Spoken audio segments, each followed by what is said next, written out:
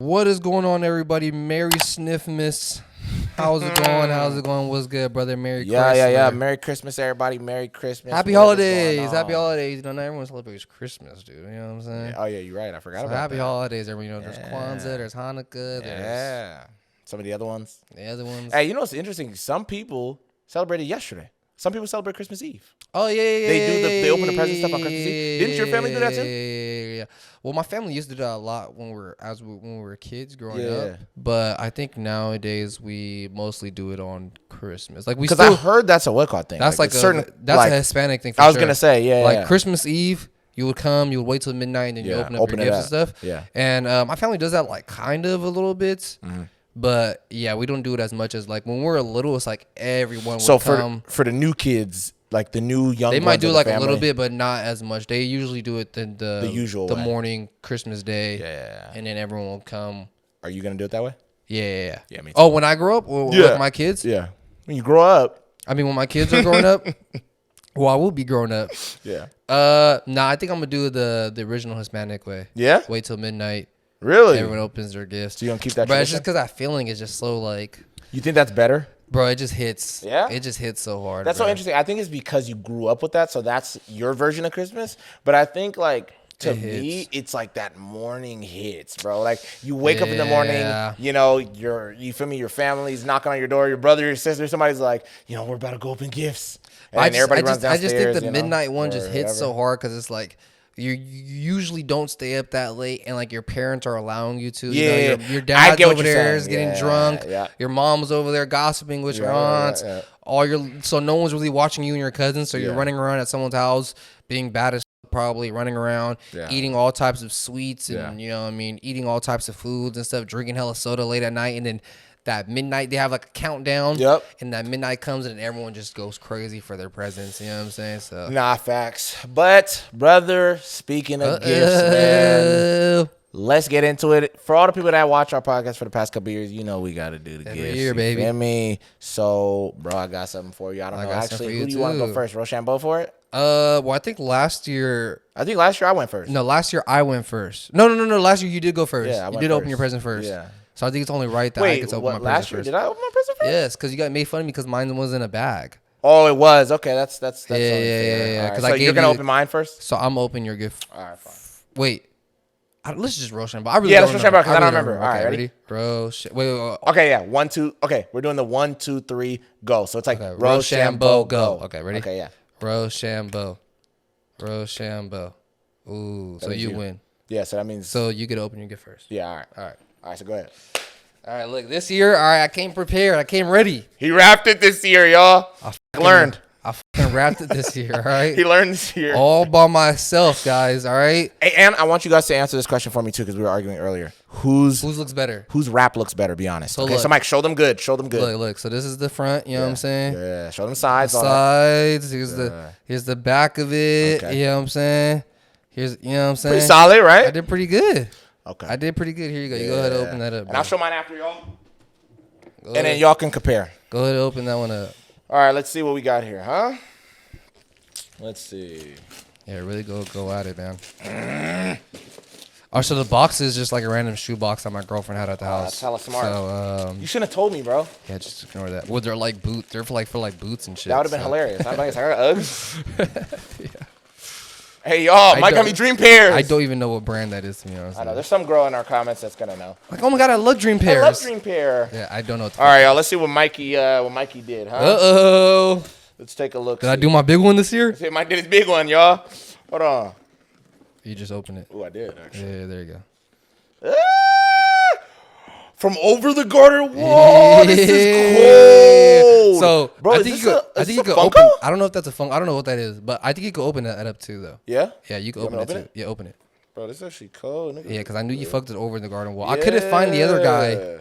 Bro, this is dope. I know you're talking about his little brother. Nah, this is dope that you even got warped. Yeah. That's crazy. I'm glad you got him instead of the younger brother, to be honest. I like him better. Yeah? Okay. It's actually dope. I don't know how that thing opens. The box looks crazy, too. Yeah, I don't know how that opens. I've never seen those before. I seen them at the store, and I seen it, and I was like, yo, that actually is sick as fuck. It's almost like a Funko, bro. Yeah, it's very similar. So I was thinking, you could throw it in the background of like a, you know, your streams and stuff like that. No, I'm definitely gonna put him on the streams. Y'all go ahead check him out. What does he look like? I don't even know what he looks like. Okay, yeah, that's sick. That's pretty sick. Yeah, that's tight. Y'all go ahead take a little look see. Hey, shout out to you, brother. Hell yeah. But this is dope. I ain't gonna lie. Okay? Yes, sir. Okay. How the hell did you even remember Over the Garden Wall? Did you just see it? I seen it, and I remember you would always talk about that in high school all the time. Go to the show, bro. Go to the show. And then I got you a little something, a little random in there. You know what I'm saying? Let's take a look see, bro. Damn, you're struggling to open that box. I am.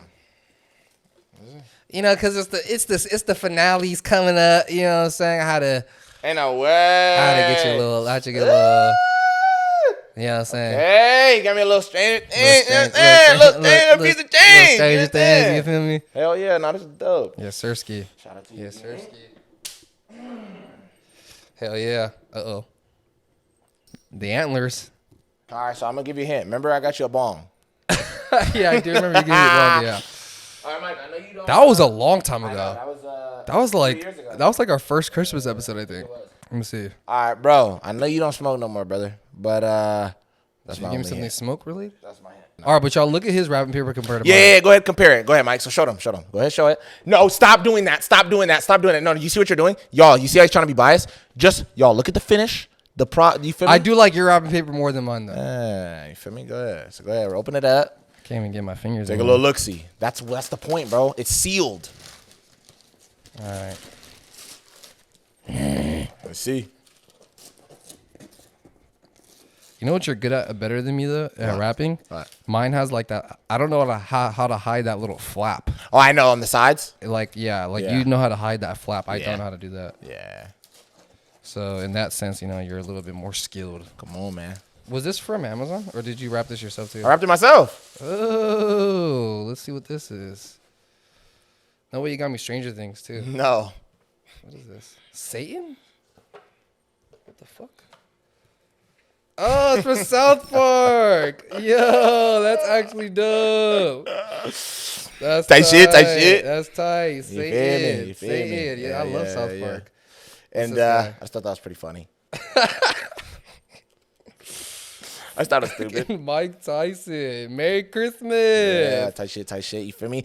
For the holidays. You know what I'm saying? That's good. Shout out to you, brother. I got you. I got Mike for Mike. Come on, bro. You feel me? On Christmas. That's actually good. That's actually good. You know what's funny about that Merry Christmas thing? I remember in high school I had an ugly Christmas sweater. I know. I had Mike Tyson. I remember that too. That's actually crazy. We actually took a picture, both of us. Yeah, I might try to put it up actually. There's a picture of us with that on for surely. Yeah. Thank you. That's hilarious. Hell yeah. That was dope. Hopefully y'all enjoyed that little gift exchange, man. Let us know. Go back. You can look at both of the boxes, and I need you guys to vote in the comments. Yeah. Comment down below whose box was better. Be honest. Who wrapped it better? No bias. No bias. And you don't even have to talk about you could throw in the wrapping paper if you want. Whose wrapping paper was better as well. If you I do like it. Your wrapping paper. Yeah. But just tell us whose wrap was better. Yeah. Who wrapped the gift better? But shout out to you, bro. That was fun. That was cool. But speaking of Christmas or anything like that, we know Stranger Things is about to drop this Christmas coming up. I don't even know if you heard about this recently. This girl literally died recently visiting the abandoned set of the Hawkins lab. Dude, I heard about that. That's so sad. Bro, I heard about it blew my mind of how recent it happened. It literally happened like last week, bro. Yeah. Which blew my mind. And it was this 19-year-old girl, Malia Polmerato. It was her and a couple of her friends. Mind you, this location is in Atlanta. So they decided to go to the abandoned location that's been abandoned for years now. They decided to jump the fence and they got in there. And it's like her and I think 3 or 4 of her friends. They got in there. I guess they were exploring for a while. The girl was walking, I guess, from the 5th story of the building. The floor under her just gave in. Whoa. And, bro, she fell all 5 stories and died inside of that place. Dude. Yeah, fell to her death 5 stories. That's terrible. And it's so sad because, she's so young and, when her family found out about all this, her dad came out and was saying, a bunch of statements about it and was just sick. Our whole family's devastated and, her brother's having to find out about this and, how young she was. It's just so unfortunate.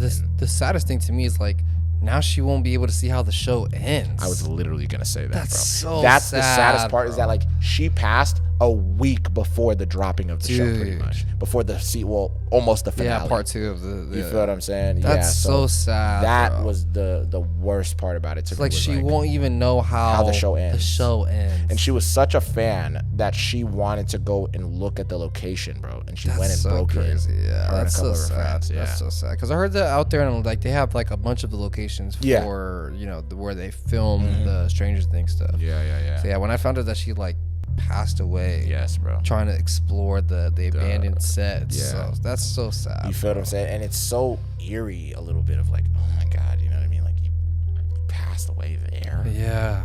What are the odds of that? It's that's so weird, sad. You know what I mean? Yeah, man. And there's a lot of people that just kind of been like, yo, what is up with that? You know, like, what are the odds? Rest in peace to that girl, dude. That's actually tragic as hell, bro. Cause it's like, like you literally went all these lengths because you're such a fan of the show to go and explore the set. It was probably like a fun time for her and her friends. You know, they're running around, probably taking pictures, in a Hawkins lab or whatever, just for the floor. Cause I'm pretty sure like it's been there for years or whatever. So like the floors are probably hella weak. It rains or whatever. So the floors are probably like decayed and old and stuff. So her running around or stepping on the wrong piece of wood, bro, just made.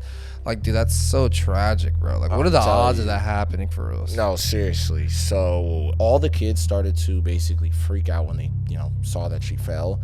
They called the police. Police get there. They see the whole scene of this girl fell to her death. Pretty much they let her family know, like I said. Her family's super devastated. They ended up even putting up some fundraiser for the girl. I'll even put it up on the screen if anybody wants to go to the website and donate some money to the family. But it was super unfortunate what happened, and it's so crazy because I didn't even know how popular that set was, and who even knows if it was for Stranger Things, because I didn't know that this set was also in another really popular series, Vampire Diaries. Really? Yes. I did not know that. I didn't know that. Well, it probably gets reused by a couple of like studios or whatever, and it was kind of just sitting there for someone else to use. Yeah, but those are like two of the big popular ones. Yeah. Area has been used for. So damn, bro. Who knows the reason why she went was for Stranger Things or Vampire Diaries, but I'm guessing Stranger Things. Yeah, I'm assuming it's probably for Stranger Things. Yeah, damn, but that's so sad. Yeah, RIP to that girl, bro. That's so tragic, bro. Like accidents like that like.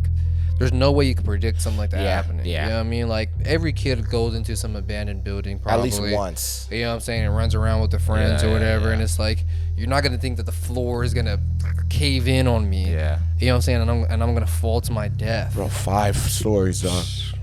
You feel what I'm saying? Yeah, no, that's tragic. And we're not even thinking about what she could have fell on from the bottom and everything, Yeah. So RP this girl Leah, man, it's deep. Yeah, bro. But sad, what you said, bro, that was the thing that broke my heart the most. I kept thinking about that when I heard the story. I said, she's not even gonna know how the show ends. Yeah. That really sucks, bro. That's terrible, bro. Yeah. That's actually sad as hell. You know what I mean? And I know that's probably what's killing like her family as well. It's like that idea of like, damn, you know what I mean? Because it reminded, I remember, and it's funny you were talking about him earlier.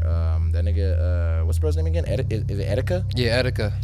That, and a bunch of people were saying like it sucks that he's never gonna be able to see how One Piece ends. You know what I mean? Yeah. Like some of the anime. Or Attack on Titan. Or Attack on Titan. Yeah. Like he died before Attack on Titan. Yeah, he died before a lot of his like dream characters for Smash Bros got into the game. Yeah. You know what I'm saying? I heard about that. Yeah, that was sick too. Like people were saying that Sora, he hella wanted Sora to be in Smash. And then he finally came into Smash. It's like he wasn't there to see it. I think those are always heartbreaking, bro. Hell where it's like this thing of like, damn, bro, he would have loved this. Yeah, and then the thing comes out after the guy's gone, or the girl's gone. Yeah, it's like, so tragic. And I know like the family's probably gonna like, Stranger Things is gonna be everywhere, dude. During that era, them, you know what I'm saying? It's like they're gonna see it on social media. So it's like crazy. every time you look at Stranger Things, you're always gonna think about your daughter or your sister or whatever, and it's like, dude, she died on set. Yeah, I always wondered about like stuff like that. I wonder if like the Duffer Brothers or any of the actors ever heard about this and like they had to, but this is huge. Yeah, and you got to think about it. It's like right before your show is about to end,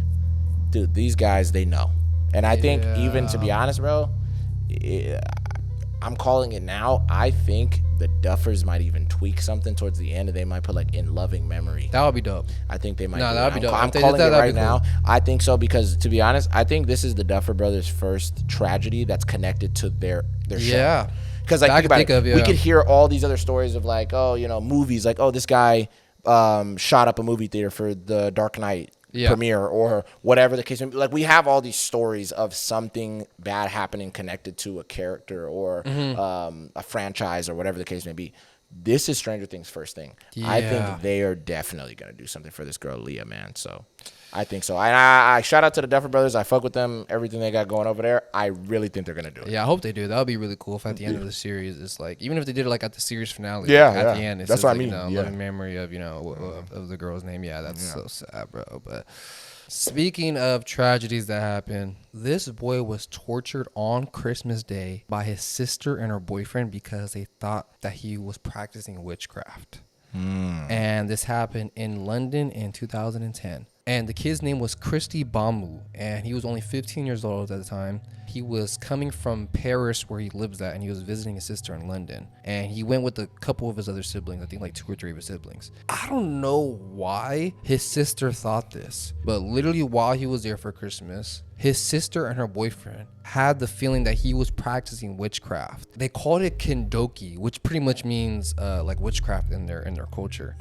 Dude, when I say like they tortured this kid, bro, like they knocked out his teeth with a hammer and chisel. They were beating him with metal pipes. They were breaking like floor tiles on his head and stuff. What? Bro, they were wild. And I think even at one point they forced his other siblings to also beat on him. And wait, this is from his own sister? This is his sister and her boyfriend? And her boyfriend, yes. That live in London. Oh, yeah. Dude, like it's so sad that they even tried to do like an exorcism on this kid. Yeah. At this point, he was like so abused that he could barely even move on his own. Oh, man. And they put him in the bathtub and they had the water up. And bro, this is the saddest thing. Like his siblings, the ones that went with him from Paris, they literally said that like on his last day, he was pretty much saying like, I don't even want to be alive anymore. He's been going through so much that he damn near drowned himself in the bathtub that they put him in. Wow. Like while he was laying in it, he kind of just like sunk his body down. Like I don't know if he wasn't strong enough to, you know, carry himself up, but he literally sunk down into the water where like it went under his, like above his nose, and he literally drowned to death. Yes. Wow, bro. So crazy. This is so weird. And then so what? Did they? So the police ended up going to the house, seeing the kid's body there, and then they ended up arresting both the sister and her boyfriend. And I'm pretty sure they gave him life in jail. Damn, bro. So. Yeah. And it started on Christmas Day, and then it like lasted a couple of days. Like I think they tortured him for like a full like 3 or 4 days after Christmas. Bro. Some people are just, and especially your own sibling is crazy. I'm not even gonna lie. And she was basically like his guardian.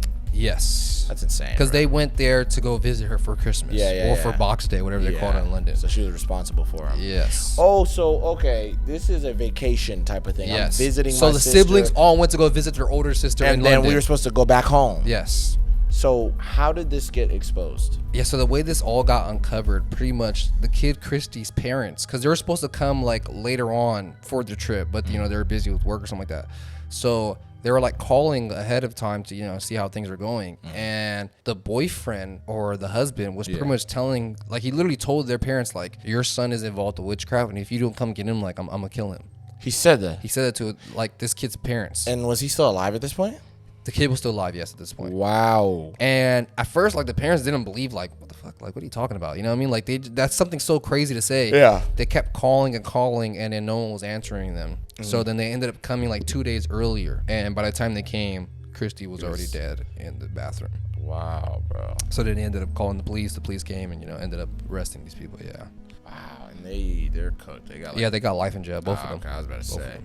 Yeah, man. I mean, that's even sick of the idea of how we just kind of told this other story, and it's just crazy to think about that. Like, this kid could have had a completely different day.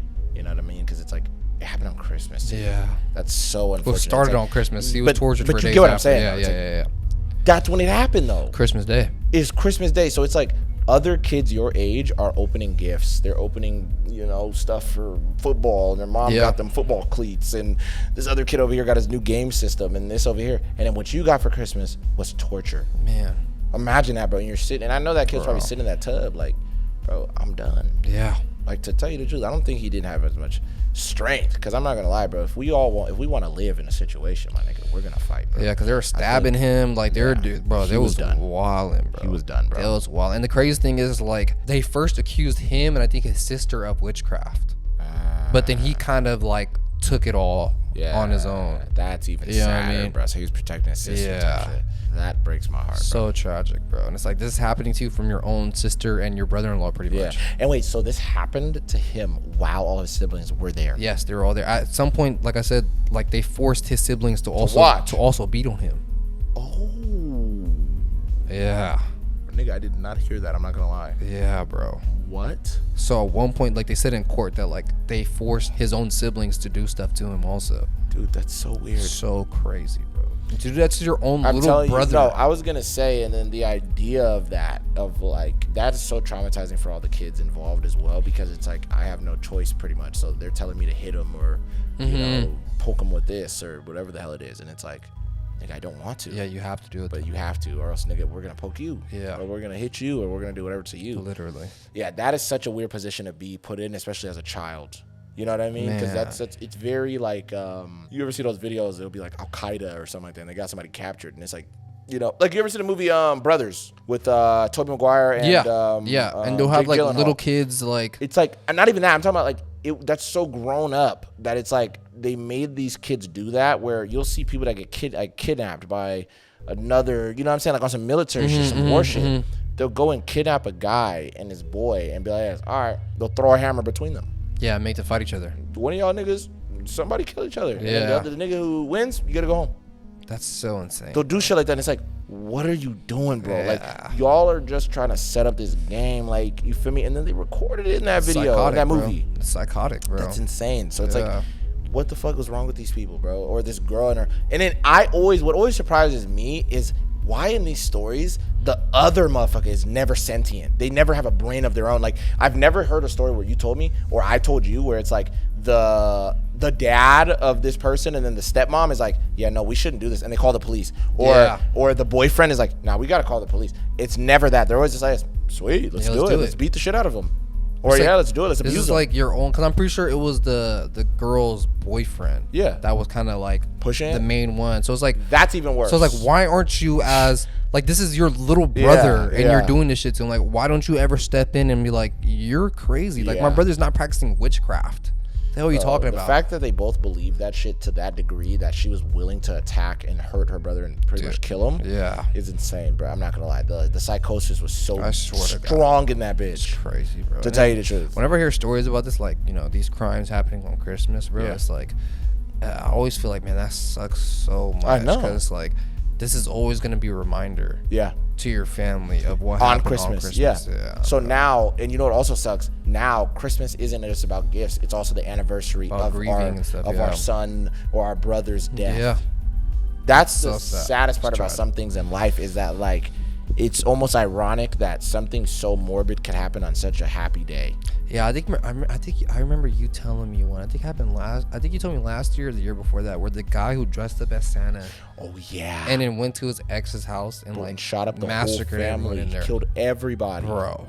And then he went up the street and set himself on fire or something like that. So insane. Dude. What are we talking about? Like imagine this is your family's legacy now, and then don't let anybody have survived that. Yeah. Or matter of fact, the people that weren't there that night but are in the family. Yeah. Now this is your family's legacy. It's like, hold on, bro, you're a Wayne or you're a Johnson. Yeah. Bro, we heard about what happened to your family, bro. It's like now your family was that family that got gunned down by their father, right? And he was dressed up as Santa Claus and then set himself on fire up the street. Crazy. You feel what I'm saying? Crazy. Or I remember even telling you one a couple years ago where like the dude went and like killed his whole family and then went to his job and then killed a bunch of his coworkers and stuff too. Yeah. It's like, bro, you're like on Christmas you're gonna do something. It blows my mind. That's and so crazy. I remember we always discussed this in our earlier episodes where we'll be like, damn, you know, I feel like the weather affects people's minds. And we would always say that shit. And it even blows my mind because we've seen statistically people tend to chill out a little bit more when it gets colder. And you're still thinking, I'm not gonna lie, that's why I said you gotta be a true criminal. Yeah. To want to do anything in the cold. I'm not even beefing with niggas in the cold, bro. You can talk the craziest shit to me, nigga. If it's below 50 outside, shut up, nigga. But a lot of people don't even talk to me. They say like crime goes up a lot during the holidays. Of course. Well, that makes sense. It's because it's like they're looking at it as an opportunity where more people are going to be comfortable. Stuff. They're going to have shit. A lot of people aren't going to be at home. A lot of people are going to be at home. A lot of people are going to be going to stores. A lot of people are going to have this. So then we'll have opportunities to rob people or, you know, whatever the case may be, do bad shit. So that does make sense. But I'm saying to be able to do things like this, it's like, you not in the holiday spirit, bitch? Like, you're thinking, you know what we should do for Christmas? Instead of hanging our stockings and setting up a tree for the kids and all of my, little brothers and my other little siblings that are here and just make a good Christmas for them while they're visiting, what we should do is we should start to torture my little brother because he's possessed by Satan. Or he's doing witchcraft. Like, what the hell are you talking about? That's what you're thinking on Christmas. That's so insane. Bro, I'm not going to lie, bro. She's definitely mentally ill. The fact that she's even willing to just believe her nigga. I'm not going to lie. If she's willing to believe that nigga that quick, bitch, I got a bridge to sell you. Man. I swear to God. Bitch, I got something to sell you then because you're so goddamn gullible. It reminds me of the people I told you on TikTok that was doing the whole rapture shit. You were selling your car, your house, your this, your that. And then, nigga, you're still here tomorrow. Yeah, you're a dumbass. You quit your job? Yeah. Why did you need to do all that if you're already leaving the earth? If you're already leaving the earth, let it be just, I'm still clocked in. Yeah, on God, yeah. I still got my house, still got my car, all that stuff. All that shit. So, you feel me? Just in case I say some stupid shit on the way up. Yeah. I'm sitting there like, yeah, fuck all you pussies. While I'm going up, and then God's like, all right, nigga. James Franco shit. On me on some James Franco. And also, like, I never noticed about those rapture people. It's like, why did you try to sell your stuff if you're going to be going to heaven? Yeah. What do you need money for? What did you need to do that for? That's part of damn why your ass didn't get raptured. Exactly. Nigga, that's exactly the reason why. Because you idiot. You should have just left all this shit. And then even the dudes that probably thought like, oh, let me just give my shit away for free. I feel like God even was like, you idiot. Dummy. You're staying. Yeah. You're staying. That was stupid. You don't need to do any of that. And I think that's where these people kind of, they go a little too far with certain things. You know what I mean? And I don't know. I just think even with this situation, they believed this thing so much, they went too far with this as well to the point where somebody ended up dead. That's the situation, you know what I mean? And it's like the best case scenario with these rapture people is that they're just stupid. It's like, you sold your house, you sold whatever. It's best case scenario for us because we get a good laugh out of it, right? But for them, it sucks. It definitely does. Because it's like you're still on earth. You didn't go to heaven. You know what I mean? And it's like, and now you don't got shit. Now you don't got shit. Yeah, exactly. Yeah, and now you're probably atheist. Yeah. Now you really don't believe in that shit at all. Yeah, I always found it funny, or I found it very interesting. Mm-hmm. I think robbing somebody on Christmas is terrible. That's that's fucked up to do and everything. Yeah. But I think that weirdly makes sense. Yeah, it does. Because you're trying to get gifts, whatever. Yeah, I'm not saying it's cool. No, you out here doing that shit, you're a fucking asshole. loser. You're an asshole. Yeah. But I think the people who murder people around the holidays. December, the holidays, Christmas time, I think that's so insane.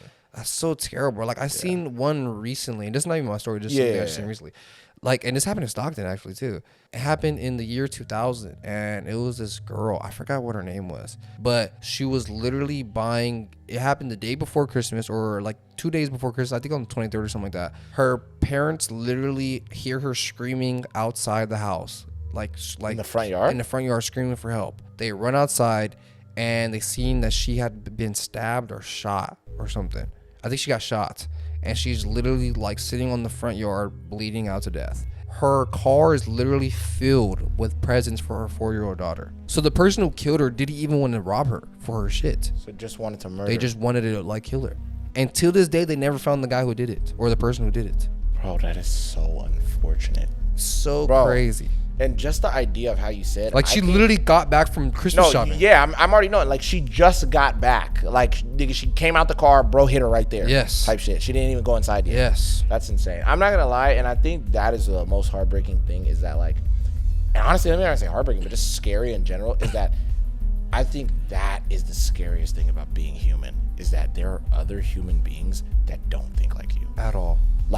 These niggas, if you're thinking I just want everybody to have a good holiday, whatever with the whoop. I hope everybody has a good holiday.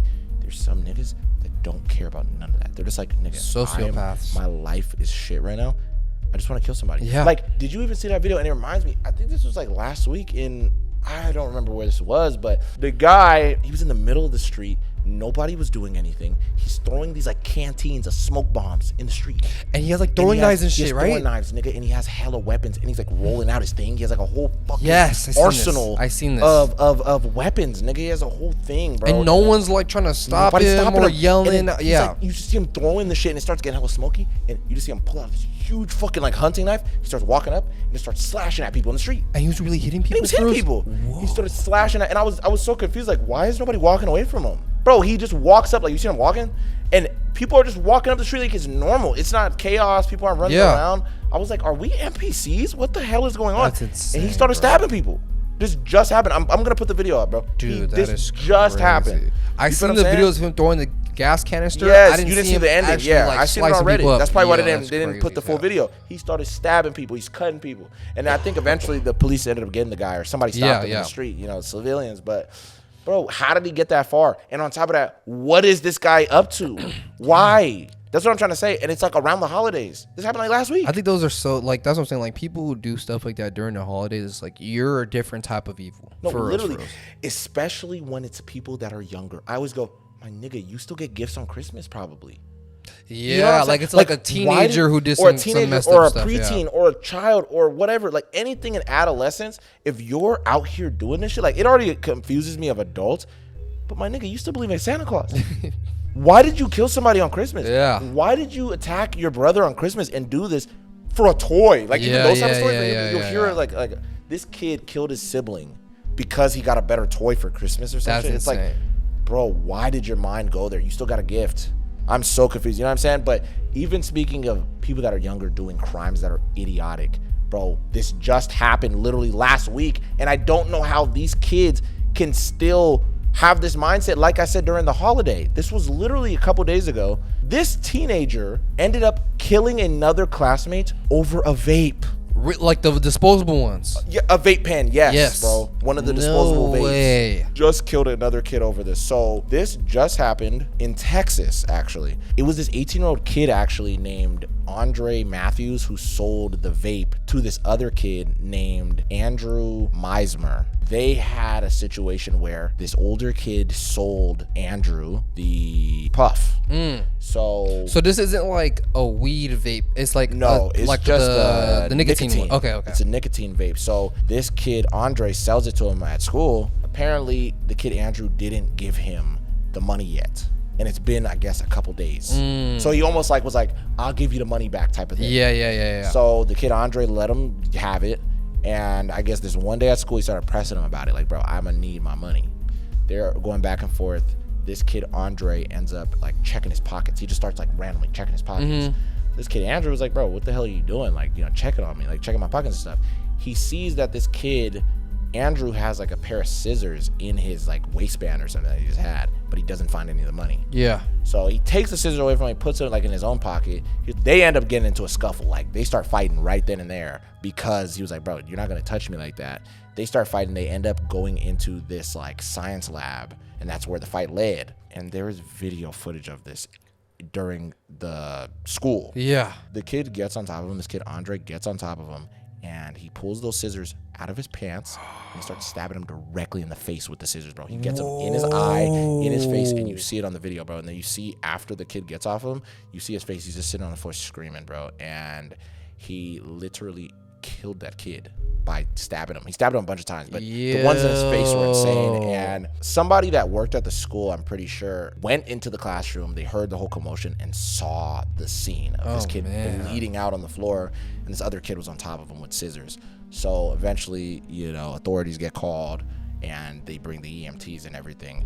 They had to actually fly this kid to another hospital, how bad his injuries were. So they end up flying him to another area because this happened in Texas. I don't remember where they flew him. When he even gets there, bro, literally he passes away before they can even really do anything to this kid. So yeah, he passed away at 16 years old and was killed by another classmate for a $21 vape. Dude, over a nicotine vape. Yes, bro, literally. And so, dude, police get the kid, they arrest him.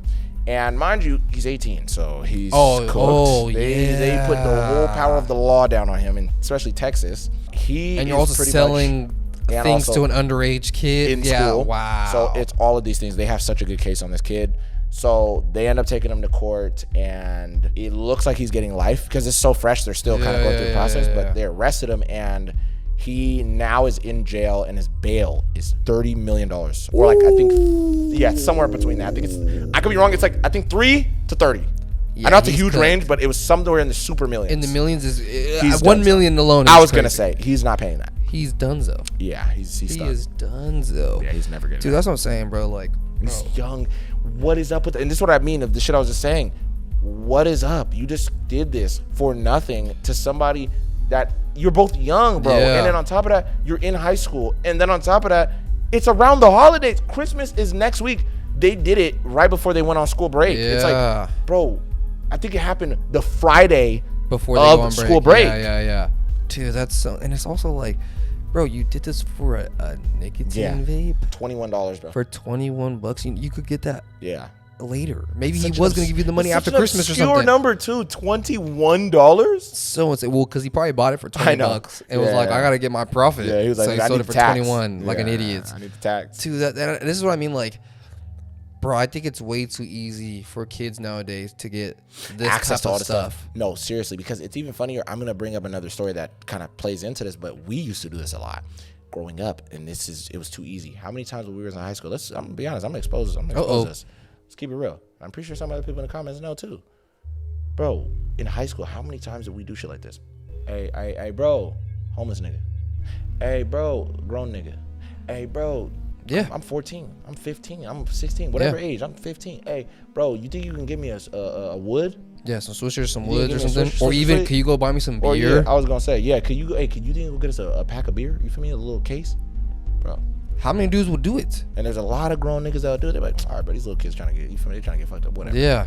Or homeless dude, he's like, can I keep $5? Yeah, like, sure. Yes, keep the 5. We don't give a fuck. We're 14. Yeah. Keep 5, nigga. Just go get us. Or how many smoke shops did we go to as kids and were cool with us buying woods, vapes, all this shit at 16, and 17? They didn't say shit. You know what I'm saying? Shout out to them though. You feel me? But they were ones. But too easy. I think nowadays it's even more easier for kids to do that. Are you kidding me, bro? Like, when we were growing up in high school, it was like you get a wax pen. Yeah. It was like that was like a rare commodity. Yeah, it was like, whoa, bro, yes. Mike brought a wax pen to school today. It was crazy. It was like either your big brother had like a fucking card or something, like a, you feel me, medicinal card or some shit. The nigga or you bought some janky shit from some other kid. Or you bought it off of some other kid, or it's like, okay, he knows people that can get them. Yes. Like he knows people that go to dispensaries. Because I remember I had these disposable wax pens I used to bring to school. I don't know if you remember me bringing them, but they were like these like little gold, little like pens.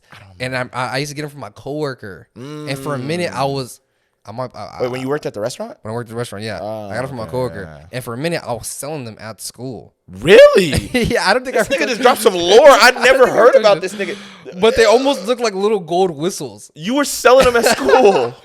Yeah, I wasn't like a huge fucking big time kingpin and shit. But like, I sold like 5 of them at school. Oh, okay, like, I feel it. I remember my coworker gave me like, because I would buy them off my coworker. Yeah. And he was like, I got hell of them, bro. Like, I could give you a couple of them. You could buy them for me for like a little bit cheaper. Yeah. And then you could sell them at full school price for however much you want them at school. Yeah. And I was like, oh, yeah, it's good. So I remember buying like 10 of them, I think. And I think I kept 2 for myself. Yeah. And then the rest I sold them at school for like 15 or 20 bucks or something like that. So crazy. You know what I mean? Yeah. And I kept it so much on the low that like you didn't even I didn't even know I was gonna say, bro. That's so crazy, nigga. This is just like one weird part of your life that you just kept to yourself. It was like, bro, I was looking at a little kingpin for a little minute. I was a little kingpin for a minute. But I remember like not everyone had those type of wax. And it was like a little janky little wax. But like nowadays, like you get like a real carts for us. I'm not even kidding, bro. You damn near go to high school, bro. These kids be like this every 5 minutes, bro.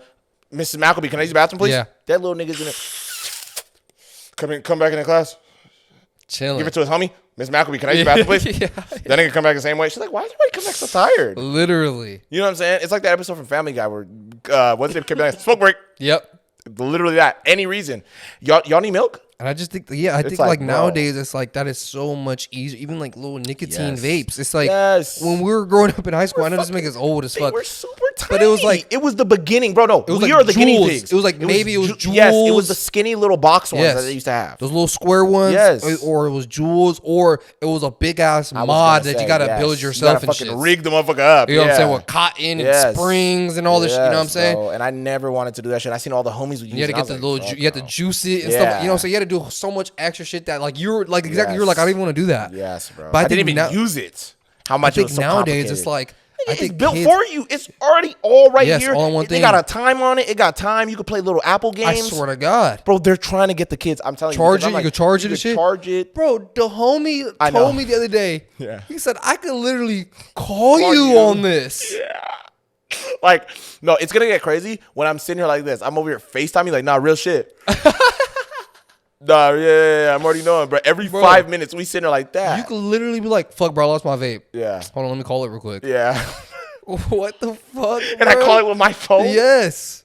Or the other way, like you lose your phone, you're like, hold on, let me get my vape and call my phone. Yeah, let me call my phone with my vape real quick. It's like, bro, that's no way. crazy. No, this is going too deep.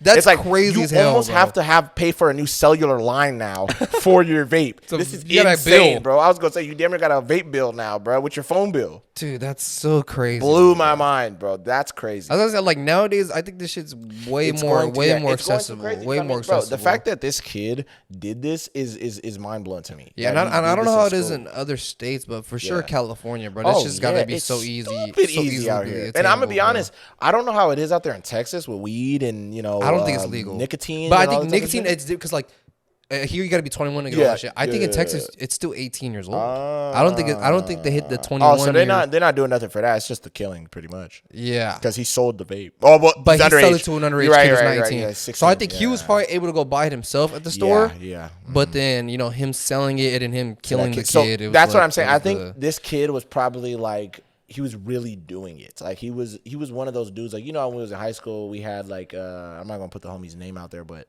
I'll bleep it. He used to sell nicotines because I think like he had because them niggas they Indian. Yeah. They had he will sell them. Yeah, I remember. Yeah, I remember, bro. That nigga would sell them like crazy, bro. I remember like after school one time. I think we were like 16 maybe at this time. I remember it was him and his brother were both sitting in I think his brother's car or somebody. They were using somebody's car. They're both sitting in the car. The nigga had like you remember when you would go to the smoke shops and they would have like a box full of them sometimes? Yeah. And they'd just kind of all be sitting there like all in like their little boxes. He had that in his car. And I was like the display of them. Yeah, and if they're all just kind of sitting in the box, they're all like mixed. Yeah. And the nigga was just like, I remember he gave me one for free. And I was just like, bro, that's so crazy. And I was like, y'all niggas just be selling. I was like, yeah, nigga, we sell them at school every day. Damn, I didn't even know that. Exactly. Bro, them niggas were low key with it. Like, they would come up to you type shit. They wouldn't let everybody know, like, hey, tell everybody that we selling them. Yeah. They would come up and be like, hey, bro, you need it? You need that? I didn't even know they had that. I'm not gonna lie, I would have been a customer for sure. I'm so serious. Stupid low key. I remember he told one of the other homies that we had class with, and you know what I'm talking about. He told that homie ended up telling me, and I didn't care at the time until I caught them that day at the park. Then I seen it. Yeah. Like, and I never bought it off the nigga. I never really cared to do it. But I was just like, oh. So I think in high school we wasn't really too hooked on the nicotine shit. It wasn't until after we got out of high school. Isn't that funny? It flipped. Yeah. It was like niggas were more on the nick than the what call it than weed at that time. I feel like I think after high school that's when we all started buying like a lot of the nicotine stuff. I don't remember carrying puffs on me during high school. I never did. I wouldn't have it on me in class type stuff. None of that shit. I didn't. But I'm gonna lie, that's a big difference too. The kids nowadays, nigga. Are you kidding me, bro? Because even my girl, I'm gonna be honest, bro. Like my girl doesn't even. You feel me? I'm not gonna put her business out, bro. My girl doesn't smoke, bro. She told me in high school, randomly, her junior year, she just was using a puff because she said one of her friends used it, so she just got one. Yeah, and she would keep it at school. That's her friend did. You feel me? Like other kids at our school did. You know what I'm saying? See, I think the most that I probably went to school with was, like I said, like a wax pen. Or something. I think that's the most I probably brought to school, and then I would smoke it like in the bathroom and stuff like that. I think we're the last generation that is gonna be crazy enough to smoke in class. Like I'm talking about. I think we're the last. Sparkle real wood. Sparkle wood. I think we're the last generation. I also just think that our school was ghetto. Our school was ghetto, but you know what I mean. Though I'm saying like, I think in those type of schools, they wouldn't do that because they would have wax pens. I was gonna say it's gonna be like the easier thing of like, sure. I'm not gonna sit in class and roll, but I remember, bro, and you know the homie, shout out to the East, you know what I'm talking about. That homie literally was sitting in class, and it's so funny because bro's such a good dude now, and it's so common that he did shit like this, but we had a sub. The nigga literally sat up in class. I'm looking at this nigga in disbelief. I'm like, bro, I get we have a sub, nigga, but you don't think she's gonna snitch? Yeah, literally, you think she's gonna smell the shit? Insane. Bro, she was hella old. The nigga sat up, was like this. Yeah. Having a full conversation. Everybody's sitting there like, nigga, what are you doing? He's like, oh, shit, I'm just rolling. Everybody's laughing. In class. Bro, in class, I swear on everything. This was the craziest shit I've ever had. The dude goes and rolls it to completion, finishes it. I'm like, oh, okay. I'm thinking in my head, he's rolling that. He's going to throw it back in the pack, save it for later for himself. The nigga goes. Sparks it up in class. It's crazy as hell. Nigga, smoking like, you know when you first take the first, you feel when you first trying to get it. Nigga, it's all over the place. Then he goes, you hit that shit? I was like, nigga, you're wild, bugging, nigga. I ain't gonna lie. And then I did it once I seen. I'm gonna tell the truth. I did once I seen get up and do it. I'm gonna tell the truth. I'm gonna say to the homie. Yeah. Got up. He did it. Then I was just like, and he was like, brother, I'm not gonna lie, bro. He's like, at the end of the day, bro, we not even gonna get in trouble, bro. There's too many people in this class, nigga. And I was just like, fuck it, nigga. I was like, you kind of right. They're not gonna check everybody, right? So I was like, fuck it, let me take a couple hits, nigga. So I was sitting there hitting it. This nigga passed like 5 different niggas in the room. So we're damn near sitting there having a session, bro. Having a session, and the lady was so old, bro. She's like playing Scrabble on her phone or something. She was like, this the whole out time. of her mind, bro. She's like in another realm. She didn't even smell it, bro. And then when the bell rang, she opened the classroom door. Nigga, hella smoke came out. Yo, I was boxing the whole class. In the class. You know, they weren't opening the windows like that. Yeah. Some classes even have windows that can open anything. Say we were over there in M-Wing. Yeah. No, there's no windows. Bro, she fucking opens the door. Nigga. That's funny. Class. And I remember all the other classes, like everybody. And I ain't gonna lie, bro. That was the coolest feeling ever. Walking out that classroom. Walking out the classroom, me and Barry and all the homies was, you feel me? And it was so funny because like you're seeing all the smoke come out, and it's like every other class is coming out at the same time, and they're like, "What was y'all doing in there?" It was like, shit, bro. Niggas just rolled wood. It's like, that's comedy. Don't do this at home, kids, or at school or anything. Don't do that shit. Do not follow Uncle Sharif. Yeah. Don't follow me. Don't be brat. Cause I think the most I do is probably like hit a wax pen in class. Yeah. But I'll do the thing where it's like I'll put my backpack on the desk. Yeah. And then I'll blow it into the backpack. Yeah. Cause I think if once I roll up, cause I was such a dumbass in high school, I think like I'm gonna zip up the backpack and all the smoke's gonna be inside. You know what I hated?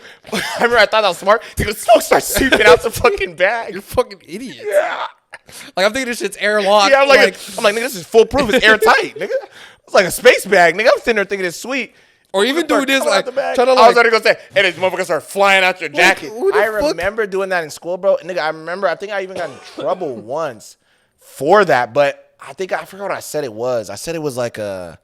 Damn, I forgot what I said it was, bro. I don't remember, but it was like we had a cool teacher too. The nigga was cool. Yeah. And I remember I said something to get out of it, bro. But I did exactly that movie you're talking about. I pulled my jacket up, nigga, I'm like, under it, and the shit was just like hella smoky around my neck.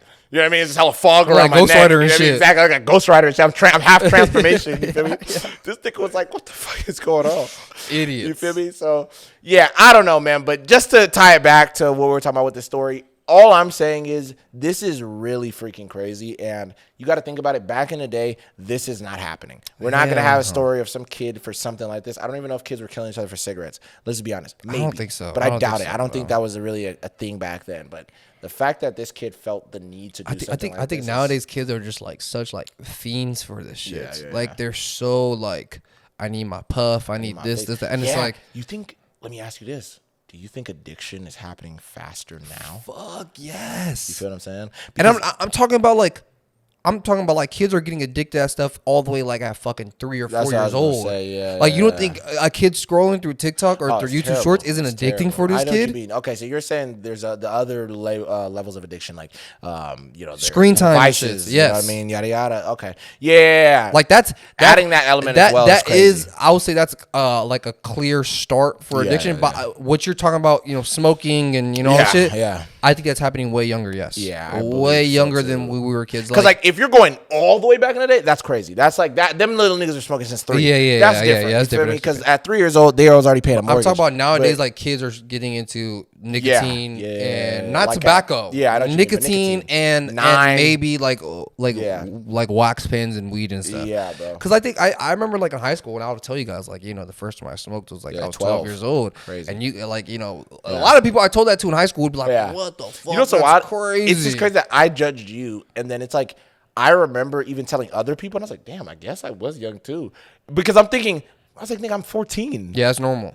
But nigga, I'm only 2 years older than you did it. Like I'm hella above you. I'm like, that's very true. It's hella funny to really think about. But it's such like, it's so like different. You know what I'm saying? It's just like 12 years old compared to a 14-year-old is so like we all think of it different. Yeah. But like I think nowadays kids are smoking way younger than when I started. Nigga, I seen a video of a kid that was 9 years old and he had a bong in his bedroom. Dude, granddaddy hit. Like, dude, didn't cough either. I think it's way more normalized for kids that are like 10 years old, 8 years old, that are probably sneaking into, you know what I mean, smoking on the puffs. I mean, dude, I was gonna say, like, I don't like their brother's room, their yada yada, bro. That's what I was just gonna say. I don't want to put no business out there, bro. No, go ahead. One of the homies' little brothers got caught up with their big brother's vapes that that the homie threw away in the trash. Yep. Little nigga picked it up, wanted to use it. Bro, dug it out the trash. And you know when you throw out a vape, it's still going to have one or two little hits left probably, in that shit. Yep. You know what I'm saying? Especially if you let it sit for a while. I was going to say. If you let it sit for a while. For like a day maybe, whatever. Or like a week or two. That there's going to be a little extra. You're going to have like 3 or 4 hits. Yeah. Exactly. So his little brothers were digging in his trash when he wasn't at home or in his room or whatever. Taking the vapes out. And mind you, it's not just him throwing vapes in there. All of us were throwing our vapes in his garbage. You know what I'm saying? Yep. So his little brothers have a fucking... Brother, they have a fucking stash. They damn near, they don't even got to go to smoke shop. The smoke shop is there. I swear to God. Yeah, so, yeah. you know, the homie's mom was cleaning the room or whatever and ended up finding this like shoebox full of fucking hella vapes in there, dude. And wait, let me ask again, how old is the homie's little brothers again? At this time. And is it both of them that are doing it? I don't know if both of them were doing it, but I think the older one is definitely. I think at the time the oldest one, bro, was probably like 9 years old or something. Okay. Maybe 10. Bro, that is so crazy. And then she just found the whole shit. And she ended up finding like, I don't know if it was like, I'm juicing it for sure. Yeah. But it has to be a good But she amount. found a cool amount in his room. Enough to say something. Yes. Because like, you know. I think it was like 3 of them or something like that. 3 or 4 of them or something like that. Which is still a lot for a little fucking kid to have. One is a lot for a 9-year-old. Yeah. But that's so crazy, bro. You know what I mean? And it's like they definitely got it from us. Yes. You know what I'm saying? Yes. For that's sure. Insane, bro. I'm not gonna cap. Wow, this leads perfect, dude. Into what we're talking about. That's so crazy. Yeah. I never heard about this. Yeah. And I know exactly the homie you're talking about. Yeah. When did this happen? This happened a long time ago, bro. This happened really? This happened probably when we were like in our like 20 years old, 19 years old, like after high school type shit. Like this is so his little brothers were young. You know what I'm saying? How old are they now? No fucking. Don't tell me 14 or some shit like that. I think so. Nah, you bugging, bro. No way they're that old now, bro. I think the oldest one is, if not, he's like 13 for sure. They're old, bro. We're old. All right, slow down.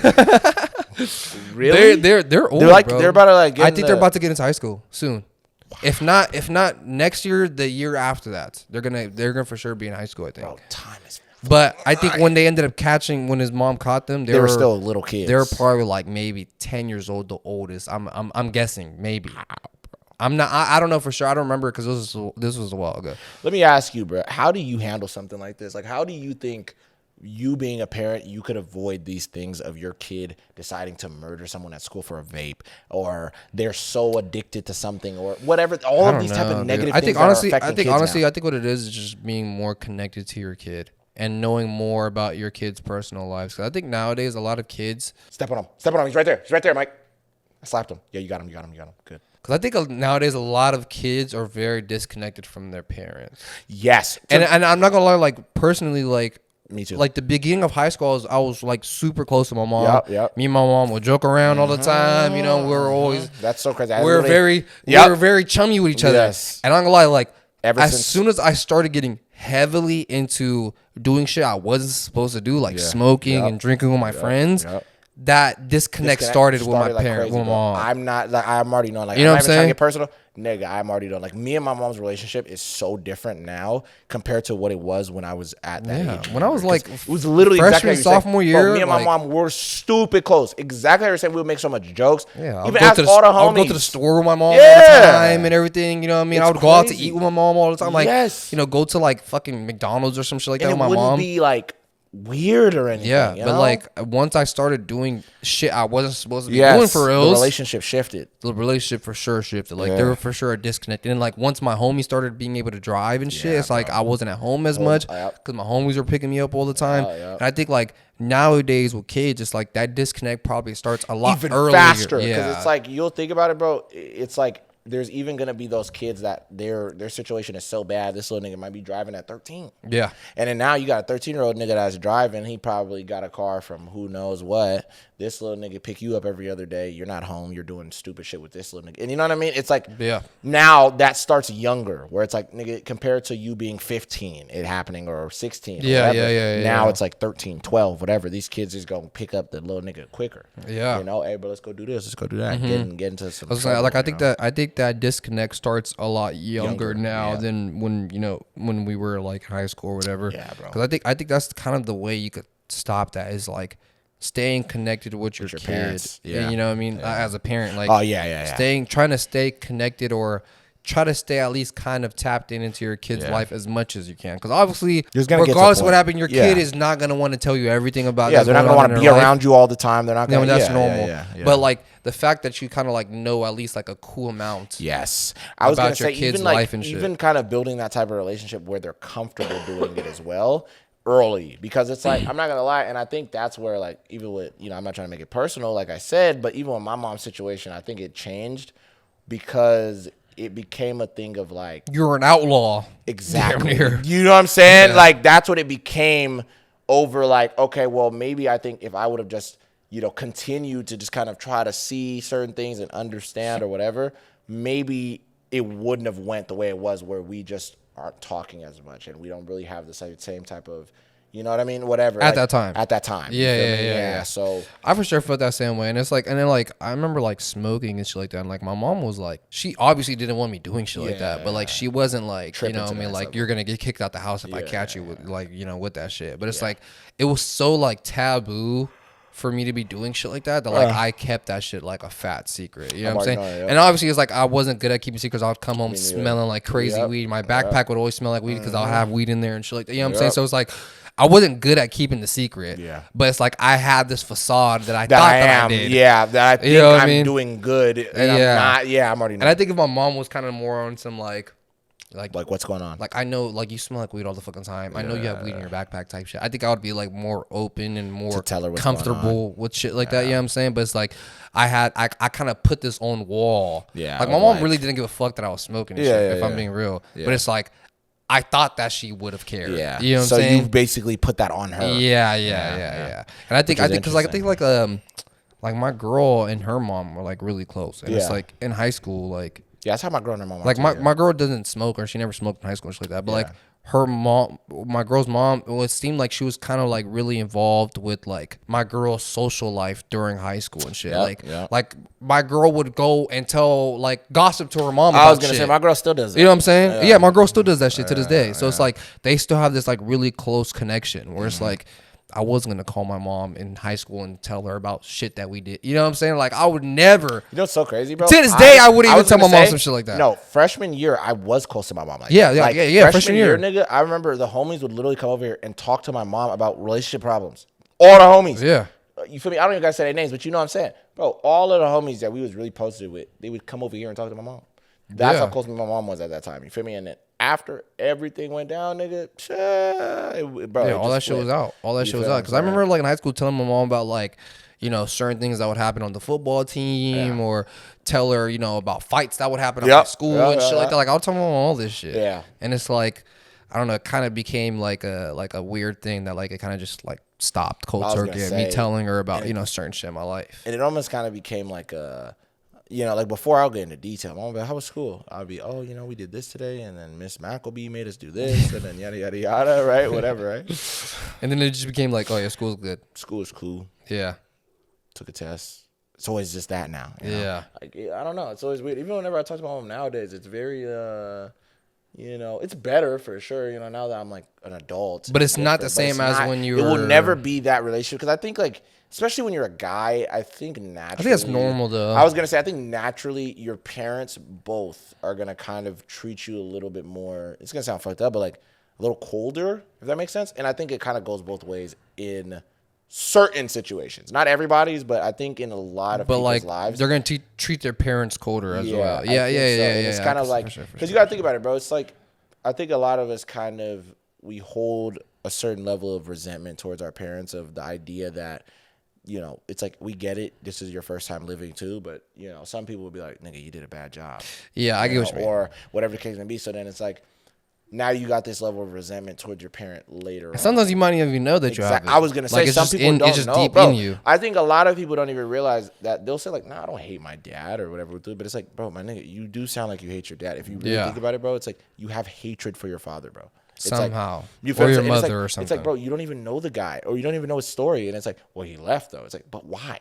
You don't even think of it. And it's like, you don't even know that you are basically just being like, you're saying, like, oh, my dad just didn't want me, and yada, yada, yada, and he's this, and yada, yada. And it's like, you're making it so much about yourself. Exactly. Instead of looking at it from another perspective, because it's like, how are you not almost doing the same thing as him? You're just being stubborn, too. If you're thinking he's stubborn, why would you do the same thing and just be like, nah, bro, like there's no reason for me to talk to the nigga. There's no da-da-da-da-da. Because it's like, aren't you kind of adding to the problem? And a lot of people hear that where it's like, you're saying like, well, you don't even know his whole story. And it's like, you're not saying like what your dad did was like a good thing like it was cool. But it's like, yeah, you really don't know. Maybe he like him, your parents really just did not stick with each other as like so good that he was like, I have to get out of here. Or your mom was like, I got to get him out of here because I know he's not going to be good for my son. Bro, even that, it could have been that. Or, dude, what if, and a lot of people don't know this, your mom might have been a crazy fucking psychopath. Yeah, who knows? And you're thinking because she's a good mom doesn't mean she's a good partner. And I think a lot of people make that mistake. Yeah. Bro, I could be a good-ass best friend to you, nigga. Doesn't mean I'm a good boyfriend. Yeah. The fuck? Just because I'm a good son doesn't mean I'm a good friend. Yeah. And people make that mistake too much where it's like, oh, okay, well, because the nigga is a bad boyfriend or a bad husband, that means he's a bad father. It's like, no. Your emotions got involved where you're like, I hate this nigga, so I have to do something to stop this guy. Yeah. Or I got to do something to stop this girl. So then you go and you put your anger on this child. So now this kid's like, yeah, my dad's never came to visit me. Yeah. And it's like, the little nigga doesn't know any of the history. Yeah. He doesn't know that the mom was insane and literally was beating the hell out of this nigga or whatever the case may be for years. Yeah. And bro just took it and it was like, bro, I'm cool. I'm not doing this. Or like you said, like maybe like the dad was a good boyfriend, but he's like, there's something in him where he just didn't want to be a father. So he's like, I got to get the fuck out of here. And he left. And it's like, bro, which is a piece of shit thing to do. It is. But in the end of the day, this is what I'm trying to say though. Why is it that if a woman isn't ready, it's cool. We're all going to say it makes sense. But if that guy's not ready, he's a piece of shit. We see girls that leave their baby at a fire station. Yeah. We're going to say, well, you know. But yeah, no, that girl's a piece of shit, yeah. Most people aren't going to call her a piece of shit. Well, she wasn't ready. She was too young. But it's like, nigga, if you have a baby at 15, everybody's going to go like, yes, Mike, bro. You was grown enough to stick your weenie in there. Yeah, exactly. You not running away from this because then you're a deadbeat. Yeah, so exactly. I don't know. I'm just saying, I feel like in general, when it comes to people, we're so quick to just, you know what I mean? With certain situations, I feel like, you know, with our parents or whatever the case may be, I think that we don't really, it's hard to see a different perspective, especially when you're hurt, when you're wounded by something that somebody did to you before. And it's like, you know, and sometimes maybe your dad was an asshole. That is true. Maybe sometimes your dad was a dickhead. Yeah. Maybe both your parents were fucking assholes. I was gonna say, you know what I'm saying? Maybe your mom was an asshole back in the day, and maybe your dad was an asshole. That one's taboo. To be honest, how many people you see online be like, yes, bro, my mom was a terrible mother growing up? Oh, yeah. I mean, no. But nigga, you know how many niggas I see that be like, yes, bro, my dad was an absentee father. He was a piece of shit. He was yada, yada, yada, boop-de-boop. Even the dudes that have a piece of shit mom. Bro, the whole thing with Tyler, Creator's mom and Kanye West's mom, that's a pretty piece of shit thing to do. Yeah. They both convinced their son that their dad wanted nothing to do with them. Exactly, bro. And then it's like the more you start going down these stories and you start hearing the full thing, it's like, dude, you built your whole thing on your dad not being there and you know, being raised by a single mom and how it was this and that. But then you find out like, wait, so I didn't have to be? Yeah. My dad wanted to be around me. I could have visited the nigga. I think that's always so insane. You feel me? And it's like the mom's hiding his letters. The mom's doing this. The mom's like, yeah, his nigga don't care. He don't call. He don't and it's like he's been calling for the last 10 years. Yeah. And how heartbreaking is that for the dad that's like, bro, I haven't talked to my son, and he keeps trying to call his kid, and he's thinking his kid doesn't want to talk to him. It's like, damn, bro. Yeah. For sure. I mean, it goes like, deep. I don't think that's every case in the whole wide world. And I don't think the other one is every case. No, for sure. You feel what I'm saying? Both of them, I just look at it like, I'm not it's just like you never know the full story because you weren't with anybody. You weren't old enough to know. You know what I'm saying? Like maybe your dad did want to be there, but your mom didn't want your dad in your life. Yeah. Maybe your dad was really like, I don't want to be around this kid at all, so I'm getting the fuck out of here. You know what I'm saying? Like that for sure happens all the fucking time. You know what I mean? Like, or maybe some dads are kind of just like, look, I was having fun with you, but I didn't want to have like kids with you, so now I'm getting the fuck out of here. Yeah. You know what I'm saying? Like I'm pretty sure shit like that happens all the time. But the main thing is like, you don't know for reals. Yes. You don't know the full. You don't know the full details of the story at all, unless you do. I mean, if you do know, then you know. You know, then that's the case, bro. You know the full story, bro. Cool. That's just all it is. You know what I mean? And it could be like tricky. It's like, you know what I'm saying? Like, you know, like my dad left when I was a kid. It's like, you know, he got deported and shit. he just never kept that contact or never decided to try to come back or anything like that. You know what I mean? And also on top of that, it's like him and mom were fucking, you know what I mean, having God of War level battles in the house and shit. You know what I'm saying? So it's like they weren't good for each other at all. Yeah, so him leaving, it's like was probably the best. When he left, it's like it seemed like, oh, things are kind of getting a little bit easier, better. Yeah. But the reason why I felt like it wasn't getting better is because it wasn't, you know, two grown adults screaming at each other constantly throughout the house. You know what I'm saying? Yeah. So it's like he probably could have, you know, stayed in contact and, you know, called me more often than he did or whatever the fuck. But it's like he didn't. You know what I mean? And it's like I'm not gonna.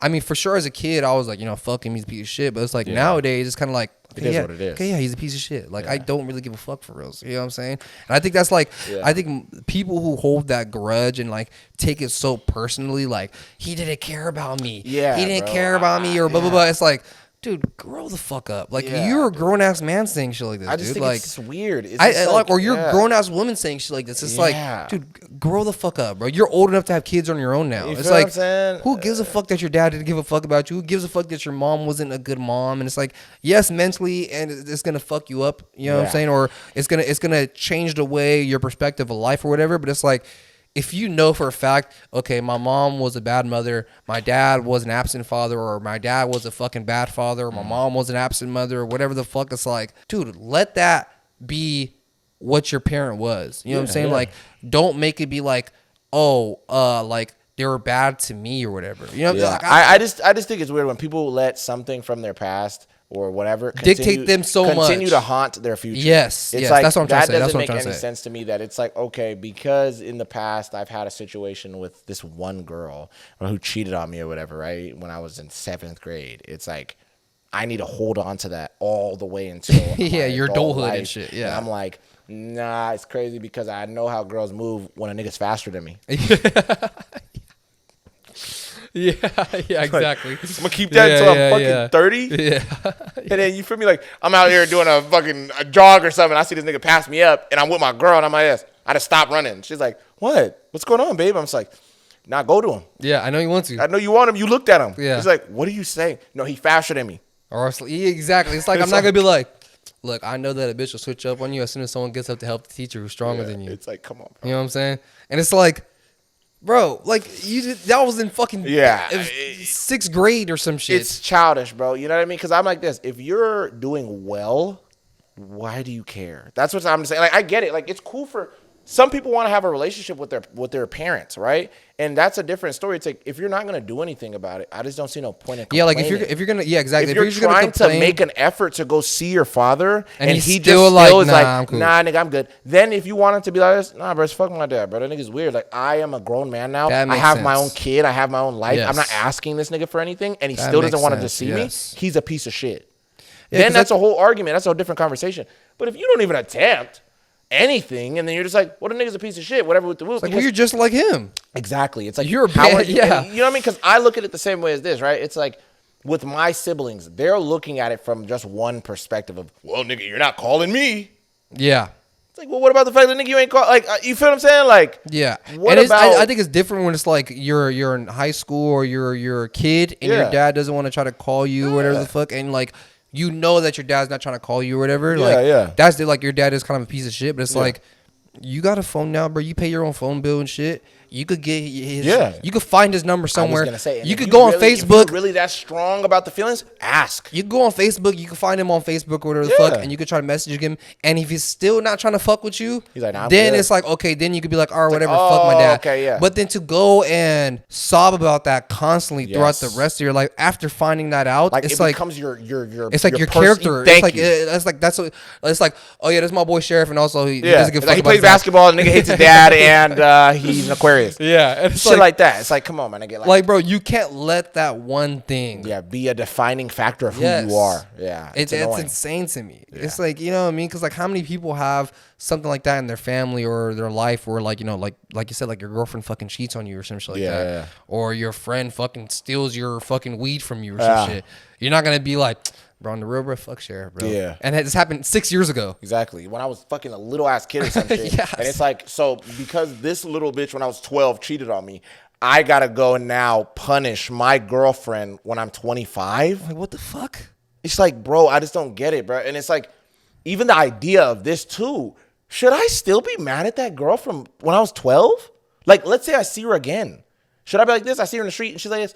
Oh my God, it's been so long. How are you doing this? Ah, shut up, bitch. Dirty bitch. Yeah, who gives a shit? It's like, why does that matter? Should I still be mad at this person? It's like, it's so long ago. I just don't understand. Like, there's a different conversation of like, all right, bro, you feel me? You robbed me. Yeah. Years ago or something. It's like, all right, bro, I'm not going to forgive you. Like, there's no reason for me. Like, in the end of the day, I'm not going to go out my way to like, Yeah, or you like whatever. We were in high school and you fucking slept with my best friend or some shit. It's like I'm not gonna fucking be I'm not gonna be all kumbaya with you, bitch. But I don't got no problem for it. Like, it is what it is. It's over with, right? I just think people who hold grudges are like, it's just a little weird because it's like it's like you gotta think about holding anything. You hold something long as fuck, and I'm trying to hold on to this shit, and I'm doing it because I hate this other nigga. Yeah, bro.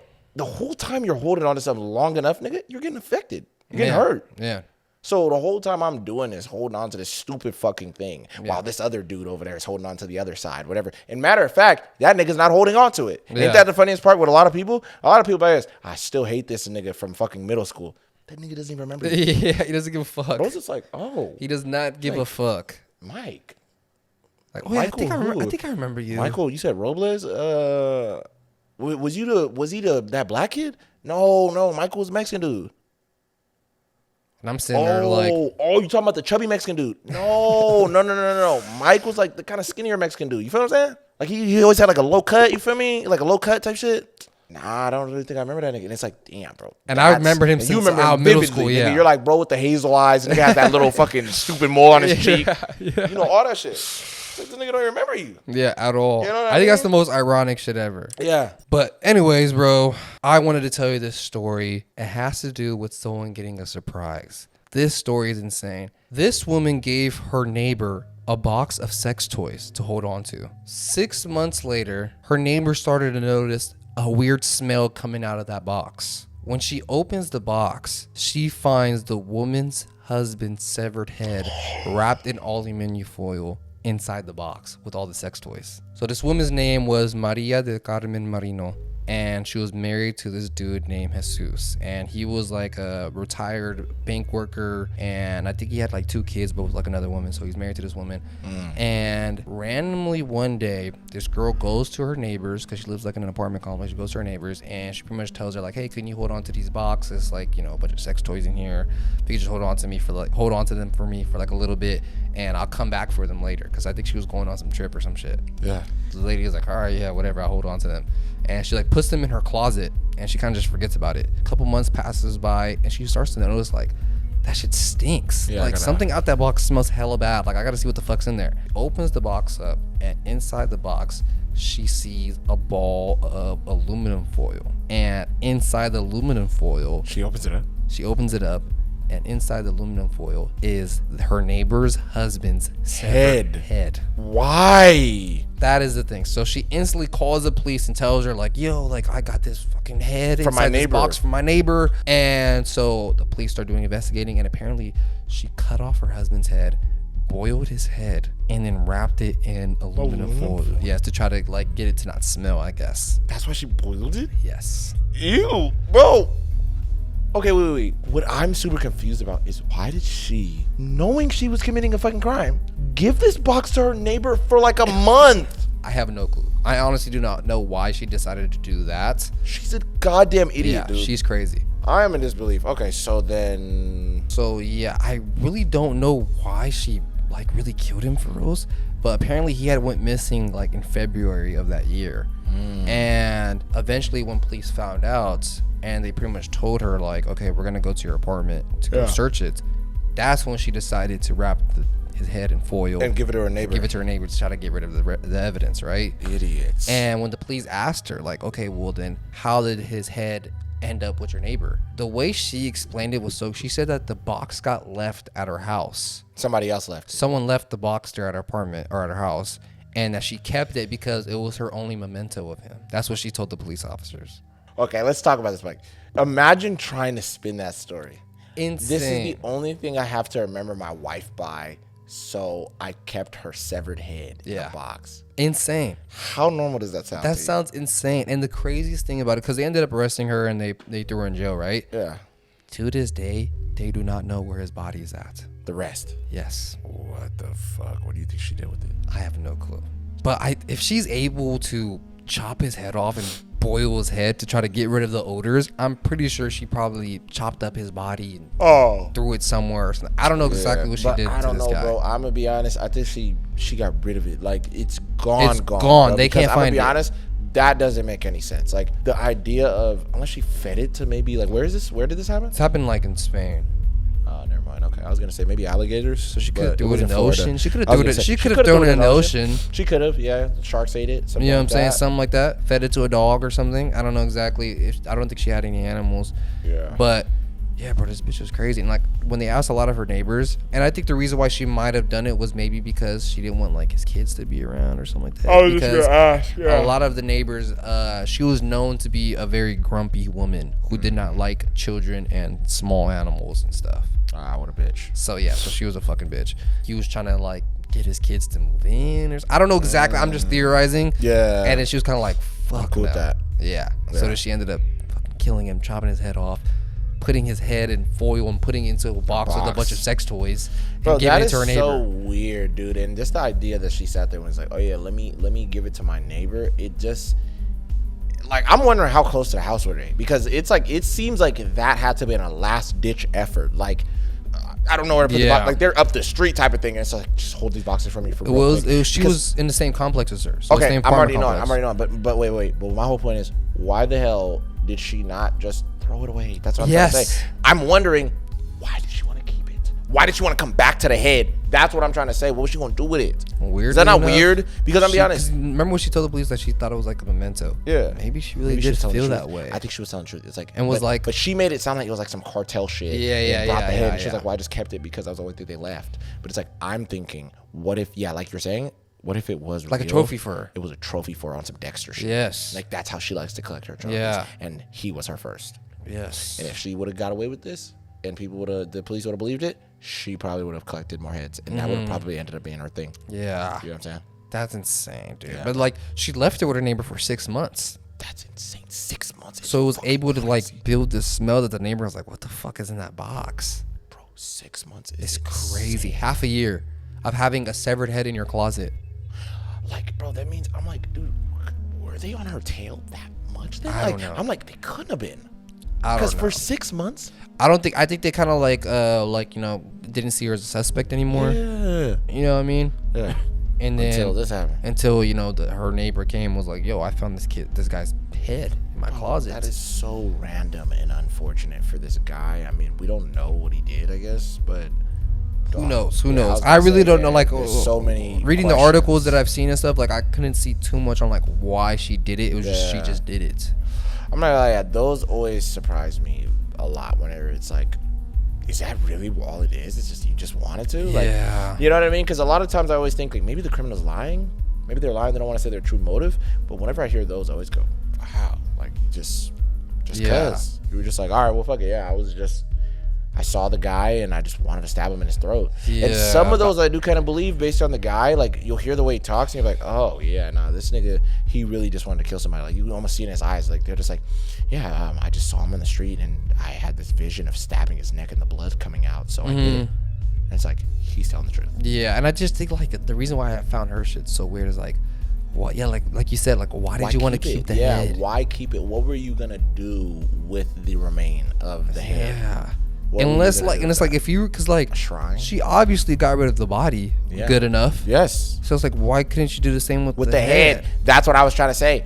She wanted it for some reason. Yeah. And I think she might have been telling the truth a little bit. But it's like, you know when it's like it's like you're telling the truth, but you're lying? Mm-hmm. It's like this. And I always said this is one thing that's super tricky about girls. Some of the girls are going to agree with me on this, with this one. It's almost the same logic as, like, when a girl will say the thing of, like, well, I'm going to go to the club or a party or whatever, and I'm not going over there to talk to anyone. And it's like, she's not lying. Yeah. It's like, I'm not going to talk to anyone. What she's saying is, she's not going to go out of her way to go talk to anyone, where she's going to go approach. Mm-hmm. But in the reality that we're not thinking is that niggas are going to be the ones to talk to her. Sure. Yeah. So it's almost like that type of trickery, bro, where it's like, well, I did keep it for this, but it's like, yeah, well, you were gonna do other shit with it, like you said, like you were gonna keep it as like a trophy almost. Yeah, what is up with that? You feel me? I think it's very similar to that type of shit. Strange, you know what I'm saying? And I think that's one thing that, you know, we tend not to look at in certain aspects. You know what I'm saying? And I think people that have that double speak, and I'm not gonna lie, bro, girls are masters at it, bro. They're so good at it that it's like that's super dangerous. Mm-hmm. Like they can manipulate a fucking anybody, bro. I'm not even kidding. Like how good they can fucking flip that double speak, bro. Like some days, bro, my girl would do it so good. I'd be like, I have to think again. Yeah, like, trick your ass. Hold on, bro. I'd be like, nah, that was shade. That was shade, bro. It sounded too smooth. That if I was a regular nigga with my brain, it would have went right under my nose for her. But I peeped it though. You know what I mean? So that's interesting that she tried it on them. Yeah. They were like, bitch, come on, bro. There's way too much evidence. Bro, there's too much evidence on this girl. If it wouldn't have went, you feel me? If she didn't have this much evidence, but I don't know, bro. That is just fucking unfortunate. Crazy as hell. I'm not even gonna lie. I mean, the fact that her friend didn't peep in the box at least once throughout the 6 months is kind of crazy. Or also. a neighbor, whatever the hell they are to each other. But yeah, that's how you know, like, she's a pretty good person, I guess. Because I'm gonna be honest, bro. Somebody gives me some shit like that, I'm at least peeking. I think I'm at least gonna peek. It depends on who it is. Like, if it's you and you're really like, hey, bro, you just keep this from me, bro, whatever. I'm not gonna peek. I think it depends on the person. You're my neighbor. If you had it for 6 months? You're my neighbor. I think if I had something you gave me for 6 months, I'm going to be honest, bro. You're going to look once. Nah, I'm going to be honest. Depends on what you say. If you're like, brother, leave this alone, please. No, but the way she said was like, can you just hold this for me? Okay, if you just said it like that, I think eventually I'd be like, what is he holding in here? Yeah. Anyway? I'm going to look. But I think... If I said like, don't look in that box, bro. Yeah. But I think her, like... Damn, she's just a good person. I'm gonna be honest. If you didn't say nothing to me, bro, I think in the first like week, I'm looking at that. I'm like, why the fuck is this nigga leaving? It can't be that important, bro. What the fuck is it here? Right? It's gonna end up being something like that. But damn, man, she kept it the whole fucking time. Yeah, I can't gonna lie. If you would have just told me to hold it for you, within the first week, maybe that same day, I'm looking inside the box. I'm not gonna lie to you. Yeah, because like, what am I holding? Yeah, but if you told me like, bro, don't look into the box. Yeah, I think by the end of that first month, I'm looking into the box. I'm not gonna lie to you. I'm gonna have to. Yeah, I feel it. The curiosity is gonna get to you. Because then I'm like, I don't know, bro. What the hell does he not want me to see? Yeah, in this I don't know. box? I think I don't know what it is, and I'll be like, damn, maybe I'm fucking like I'm loyal to a fault. I'm a goddamn idiot or something. But like, I just always think about it like I'm too curious. I don't know. I think my loyalty to my friends is too deep. I think it's way too deep, bro. It's like I feel that. I think I'm just gonna be like this. I'm gonna want it to look so bad. But I know how I am, bro. Like, I'm gonna be honest. Like, I can give you one example of something like that where the homie pretty much told me, like, nigga, I'm not gonna tell you this thing until this day, and it's like years later. And I was just kind of like, fuck, I really want to know, but it's like, all right, fuck it, I respect it. You know, if the nigga don't want me to know, it's cool. Like, fuck it, I'll wait. Yeah. You know, so I think I kind of am a little bit more okay with that because I'm just like, all right, well, if this nigga really don't want me to see it, it's probably for a reason. You know, and I always think it has to do with me. Like, you think it's a gift for you or some shit? Or it's like something that could be like, maybe he might think I might see wrong or something. So I'll just be like, I'm like, all right, I'll wait. I guess. See, me, bro, I'll give you a month. Yeah. If you don't come back and pick up that box within a month, I'm going to take a peek, bro. You're fake. Bro, because I'm like, what the fuck is this? I feel it. I think that's the usual human response. I think I'm just like, I'm too curious, bro. I'm too curious. I'll give you like a month or two of like, okay, I'm going to respect it. I'm not going to look in the box. But within those month or two. It's like, nigga, at this point, it's never mind. Not thinking like that, but kind of. Like, I'm like Mike. No, like, seriously, I'm not talking about like I'm Mike, not gonna open the box all the way and I'm not gonna pull the shit out. But I'm gonna do one of these where like I kind of like open the box up a little bit. I'm gonna look inside of it. But brother, keep it real, bro. Let's be honest. How many times throughout high school? Let's be honest. A nigga will leave his jacket, yada yada, or you feel me? Maybe you borrow a jacket, I borrow a jacket, whatever, from one of the homies. I claim it, nigga. It's mine now. Yeah, it's mine now. It's always been that. We're like, bro. I remember sometimes I'll see the homie walking around, and I'm like, nigga, where'd you get them sweats? And I'm like, nigga, you. Yeah. It's like, and it's like, bro, nigga, you've had those. And it's like, bro, they just disappeared. I let the homie wear them once, and now he just owns them. Bro, there was a burgundy Nike hoodie. Yeah. That me and the homies passed around like sisterhood of the traveling pants, I was going to say, I'm already knowing. I'm pretty sure you probably had the sweater at one point. Too. I'm not going to lie. Like, it started. Wait a minute. Nigga, I think I have it. It was a burgundy hoodie. Nigga, I have it in my room, I think. Mike, I swear to God, I might run upstairs right now and go grab it. You fucking pull the What is it? It was a burgundy Nike hoodie, and it had the Nike logo like on the yes. Mike, I think it's in my room right now. I swear to God, I want to run and go get it. I swear to God, I want to run and go get it. I'm dead ass. I'm gonna laugh my ass off right now. I swear to God, I want to go run and go get it. Nigga, that I'm left with the pants. You know what I'm saying? Like I'm the last sister with the pants, nigga. I'm the last of the cycle. Bro, I remember what the hoodie looks like. I remember it's a little faded. It was faded. It was like almost like it's not that kind of red. It's burgundy. Like, it's burgundy. Yeah, I was gonna say yeah. Okay. It was a burgundy. Yeah, I remember Nike hoodie. Yes, and I remember like. Bro, I'm talking about like that. Yes, nigga, like you let me borrow it before. Like, I think I still have it. Like my whole original squad, wore it. All had it. Alex, all the homies. Alex, Alan, Boona, Nick, and we got it from Jonathan. Oh, you did? Yes. You know what's Jonathan? Yeah. I don't know his last name. Yeah. Ah! You get it. You get what I mean. We got it from him. I think he was the one who started it. Yeah. And then. Oh, it was his originally? I think originally it was his hoodie. Yeah. Unless he got it from a different group and he passed it around. He might have. I don't know. Yeah. Which I found out like way later on, but I think he left it at Alan's house. That's how it started. One of the homies, I think Alex or Boona picked it up from there. Yeah. It's probably also like, I'm just cold shit. Yes, it was some shit like we're going to go outside and smoke. I don't have a hoodie though. Let me use this hoodie. Yeah. And then I think from there, all the homies for some reason passed it around. I had it for a fat minute. I don't have it no more. I don't know what you gave it to me. You gave it to me, bro. I promise you I have it, bro. I'm dead ass. I'm either going to incorporate a video of me throwing it in, or I'm going to run upstairs right now and go grab it, dude. If you fucking I'm so serious, bro. That's the funniest shit in the world. I'm dead ass. I think I have it, bro. If I find out after all these years you fucking have the fucking hoodie, that's pretty sure I do, fucking funny. I swear, last time I checked, I think I remember seeing it in my closet. That's funny as shit. I'm so serious. That's comedy, bro. That's actually comedy. Yeah, bro. I'm not gonna lie. That's insane, though, dude. That's funny as shit. Wow, we really all had a sisterhood of the traveling pants thing, bro. That's hella funny. I know I have to have this. There's sweater, a picture of me somewhere with that. There's probably a picture with me with the sweater. Probably, which is hella funny, bro. But man, I don't even know at this point, bro. I think you know what if I have it, bro, that will be like a relic that we'll have in the pod. Yeah, you know what I mean. And then maybe like one of our fans can get the jacket. You know what I mean? Eventually, if y'all want it, bro. Yeah, and then y'all could pass it around with your friends. I was gonna say, and then pass the jacket on until the end of time. Hold on, let me see if I might have a picture of me with the hoodie on somewhere. That's hilarious. I couldn't find a picture of me. I couldn't find a picture of me wearing it. So I looked inside my closet. I couldn't find it, and it's hella funny. I have a jacket that I bought a couple months ago. Looks like that. Last year, that looks exactly like it's the same color and everything, but it's just it's not Nike. And then I looked at my box. It's in there, bro. It's on the bottom of all my clothes. I literally see it. It's on the bottom. That has to be the jacket. I don't have that much burgundy. I literally only have those two sweaters. I swear that has to be that, bro. I'm gonna post a picture of it after I fucking. I thought I had a picture. I thought I had a picture of me wearing it, but apparently, like someone for sure has a picture of me wearing that sweater, yeah, bro. Or one of the homies wearing that sweater. I couldn't find a picture of us wearing it, but that's funny as shit though. That if you actually ended up with that sweater, I'm telling you, bro. Nah, I'm gonna bring it on the next episode or something, bro. I got to. If you wear it on, like, don't even tell me. Yeah, I'm not even gonna tell you. I'm just gonna wear it. On the next episode, I'm gonna laugh my ass off. Yeah, I'm not gonna lie. It's a little tight now, though. To be honest. Yeah, it was. I remember it was small even back then. Yeah, we were hella young. Yeah, it actually was. I remember it being kind of small. It was like, especially on the wrist. Yeah. Yeah, I don't know. It's got to be that sweater, bro. Yeah, it has to be. That's fucking crazy. Yeah, I'm telling you. But nah, just to get into my next story, bro, I just want to dive right in. This is super insane, and it's hella unfortunate for this young girl. This teenage girl got her face bit off by a random stranger on a bus. What? This just happened. Yes, bro. I'm telling you. I know. You're like, what the hell keeps happening? I'm telling you, at this point, I'm going to be honest, none of these young girls need to be taking transportation anymore, honestly. So it was this 19-year-old girl named Ella Dowing, and her and a couple of her friends decided to get on a bus one day. So they were going to go somewhere, I think, for the day. They get on this bus.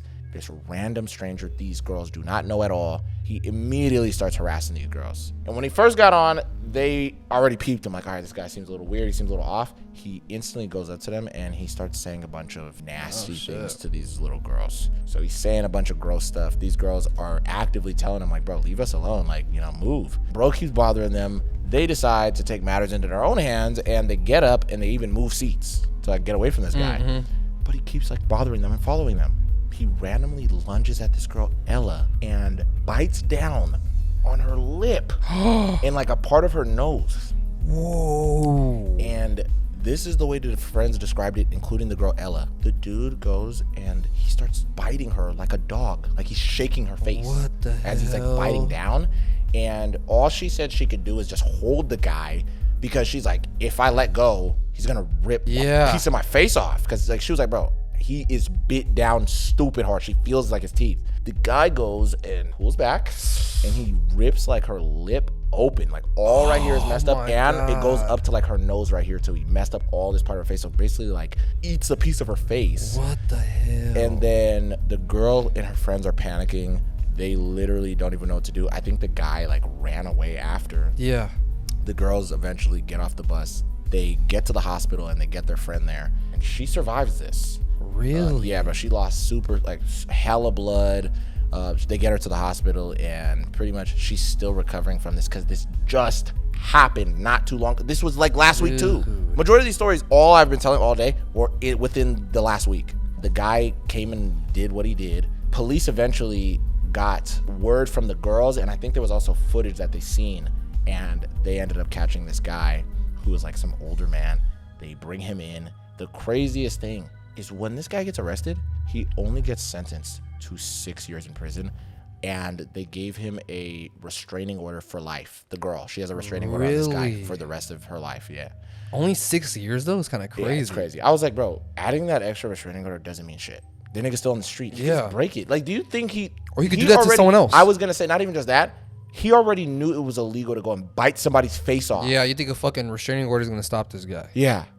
And this is in the UK. I was like, bro, their justice system is a joke. It's fucking crazy. Why did they give this guy like 10 years, 15 years, or 20 years or something like that? Get that nigga 50 to life. Get rid of this. Bro, you bit somebody's face off, bro. Yeah, get you're out insane. Of here. You're crazy. Pack this nigga up and leave him in there, bro.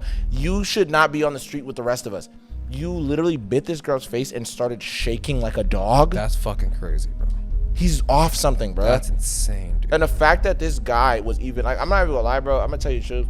It's a little crazy to me that these girls even allowed this nigga that close. I'm gonna be honest, and I'm not trying to blame them at all. I'm not saying that, but Jesus Christ, my nigga, the minute a guy is even right here, but you're not gonna bite my lip. I mean, there's probably like not much they could do. I know, I'm already knowing. No, I'm just saying for me. Yeah, personally, yeah. You feel me? Because it's unfortunate what happened. Fucking 30 uppercuts to the jaw, bro. I'm getting bro with a Shoryuken. I swear to God. You feel me? I'm hitting him with a Hadouken. Nigga. Nah, that's fucking crazy that he tried to bite her face didn't off, try to. dude. He did.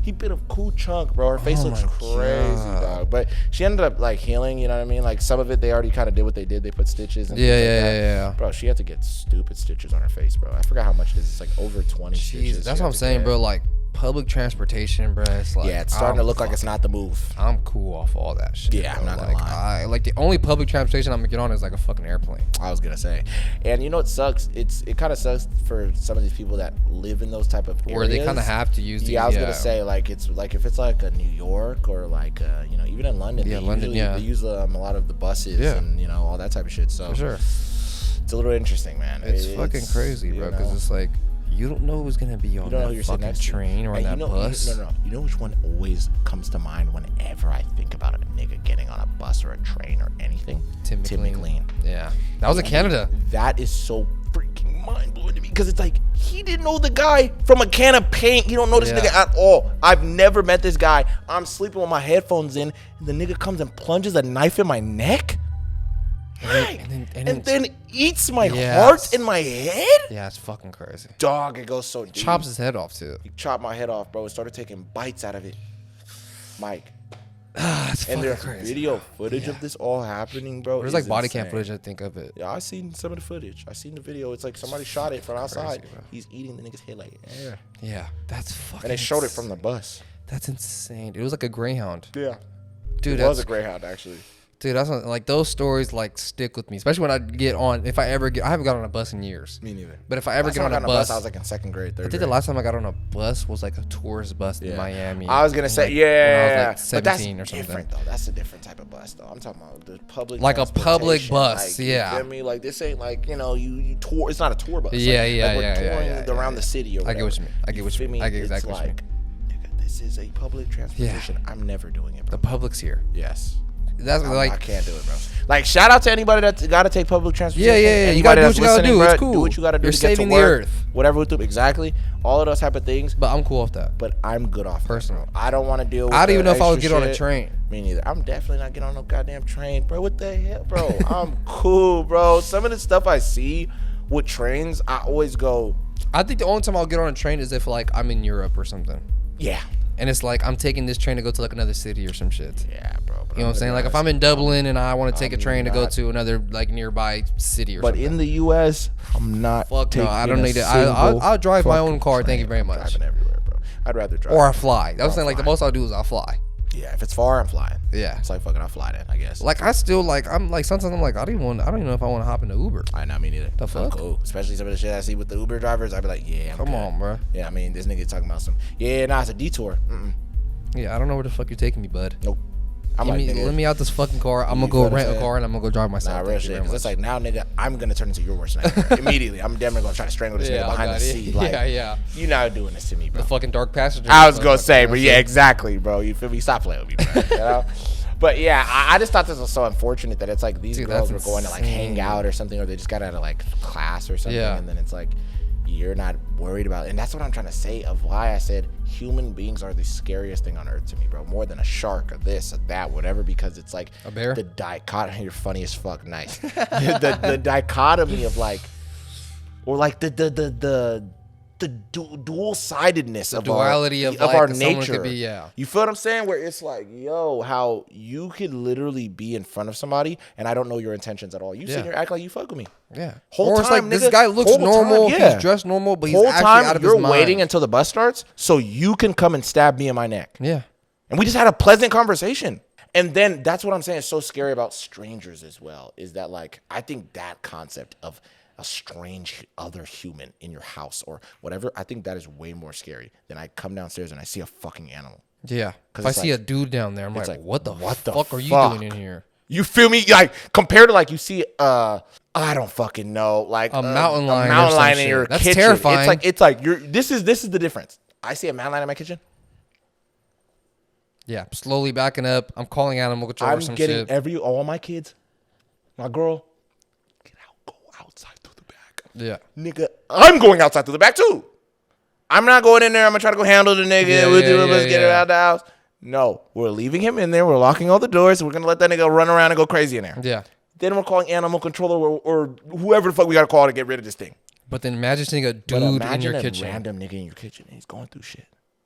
Dude, that's the scariest shit because it's like, one, I don't know what this guy knows. I don't know what he has on him. Two, I don't know what he has on him. He could have a knife, gun, whatever. This nigga have heavy artillery. I don't know what he's here to do. I don't know what he's here to do either. That's the thing. It's like, he's here to rob us. He's here to kill us. He's here to do some fucking. Because you remember that one nigga I told you they called him the vampire of Fresno. No, not him.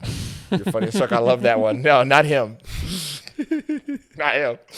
It was it was like the vampire of. He was from Sacramento. Oh yeah. And it was a nigga that was like he was drinking blood from cows and all this other stuff. Yes. He had this weird thing, and this is what I'm trying to say, bro. I forgot his name. Fuck. But he literally had this thing where he said if he would go to random houses at night and he would try everybody's door. And he said whoever was open is like it was meant to be type shit. An invitation is how he looked at it, which is and that's why they called him a vampire. He's drinking blood, and he also had this weird invitation thing that he looked at, and he would always look at houses that had their porch light on as well. Psychos. And he'd be like, "Oh, they wanted me to come in," so it's like double whammy, nigga. The house lights on and the doors open. They wanted me to come in. You go in there, kill people, drink their blood.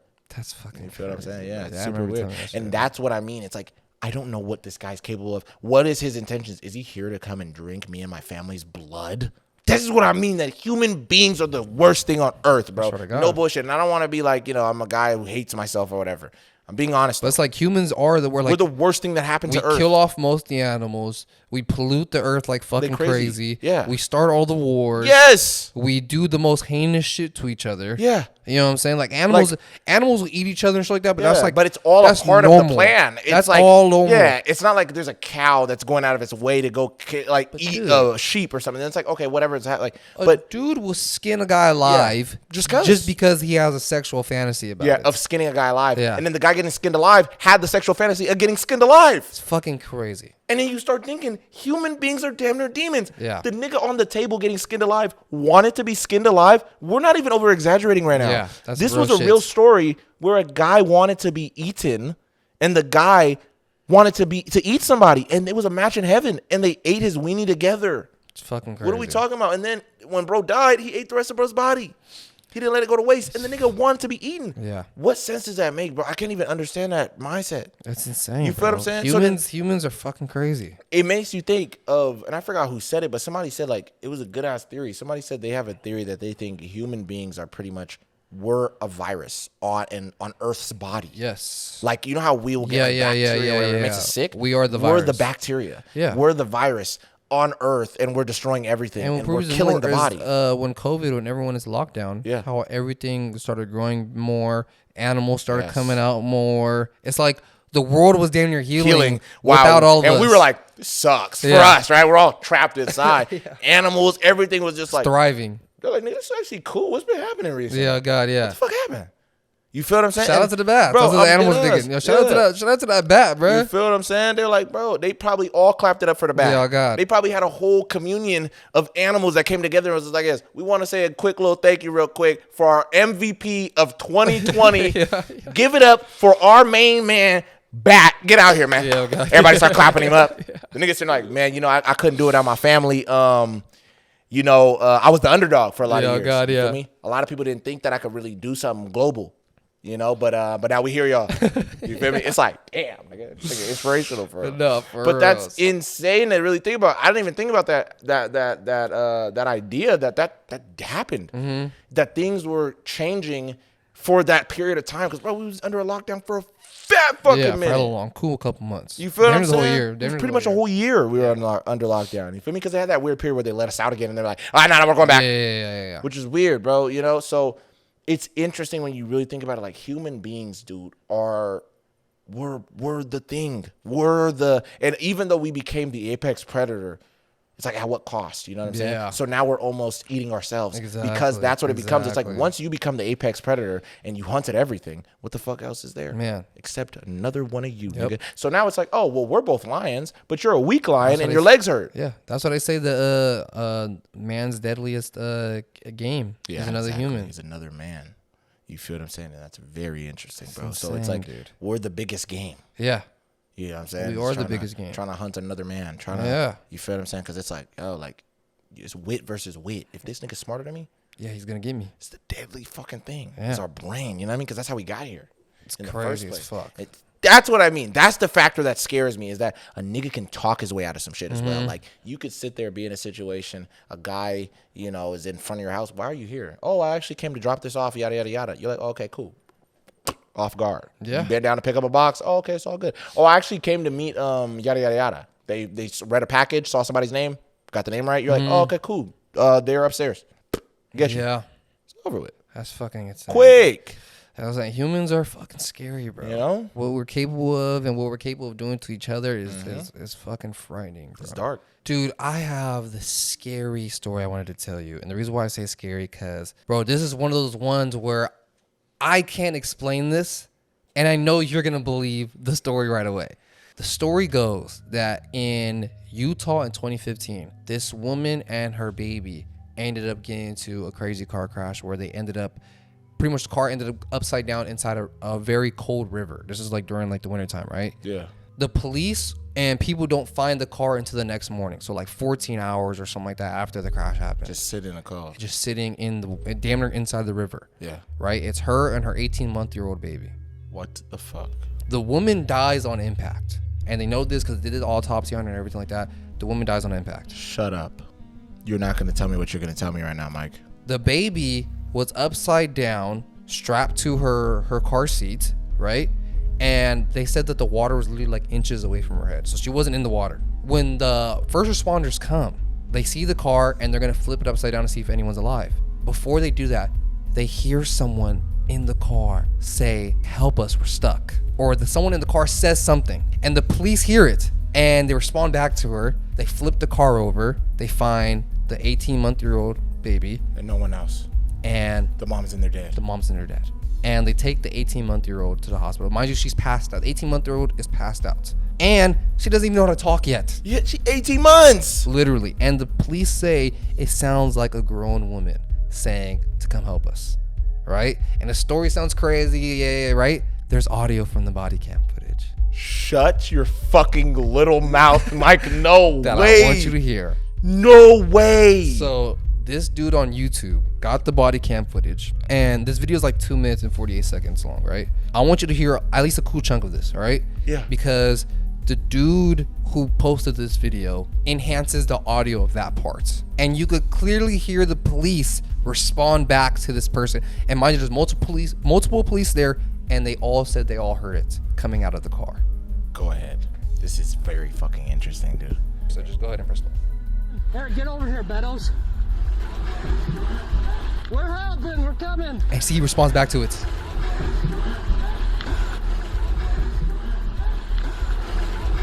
Okay, wait. You could just keep press play. The guy keeps enhancing that one part. You hear that? We're helping. It sounds like someone saying, "Help us, we are stuck." What does that sound like to you? Hell, no, it does sound like. It sounds like a voice. Yeah, and it does sound like they're saying, "Help us." To me, it sounds like, "Help us, we're stuck." Yeah, or "Help us, we're still stuck." Something like that. Yeah, I'm hearing "Help us, we're stuck."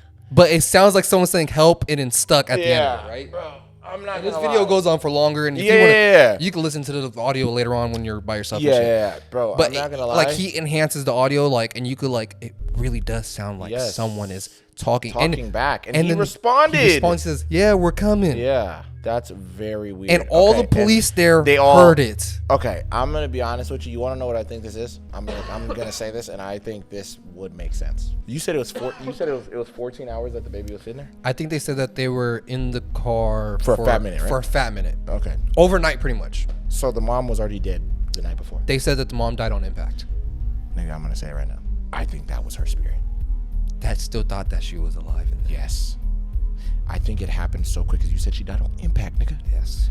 She was there. This happened in Utah. I think this happened in Utah where it was like snowing. She was driving with her baby. She ended up driving off the side of the road, pretty much crashing. Bro. And the car flipped into the river. Dog, I'm not even gonna lie. You wanna know why I believe that it was her? Somebody gotta show us what that lady sounds like.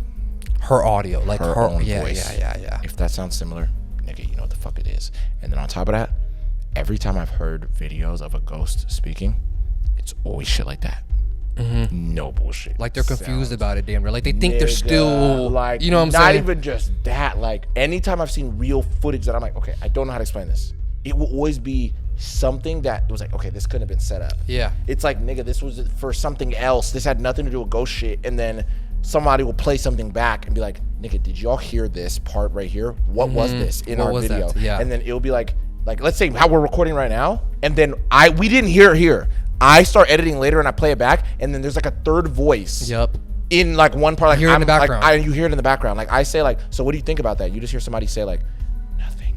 First, it's like, what was that? Right before Mike talked. It's like that's what I'm trying to say. That's what that ghost shit sounds like. I personally, my theory is, she died super quick. Her soul did not realize she was gone yet. Yeah. And I think in that moment, she said something, and I think it was such a left unsaid or a left like, you know what I'm trying to say? Yeah, left so suddenly unfinished business, all that. That whole thing, that I think it was like, my nigga, she was able to communicate. Yes. You get what I'm saying? Like, she wanted to be so... Yeah.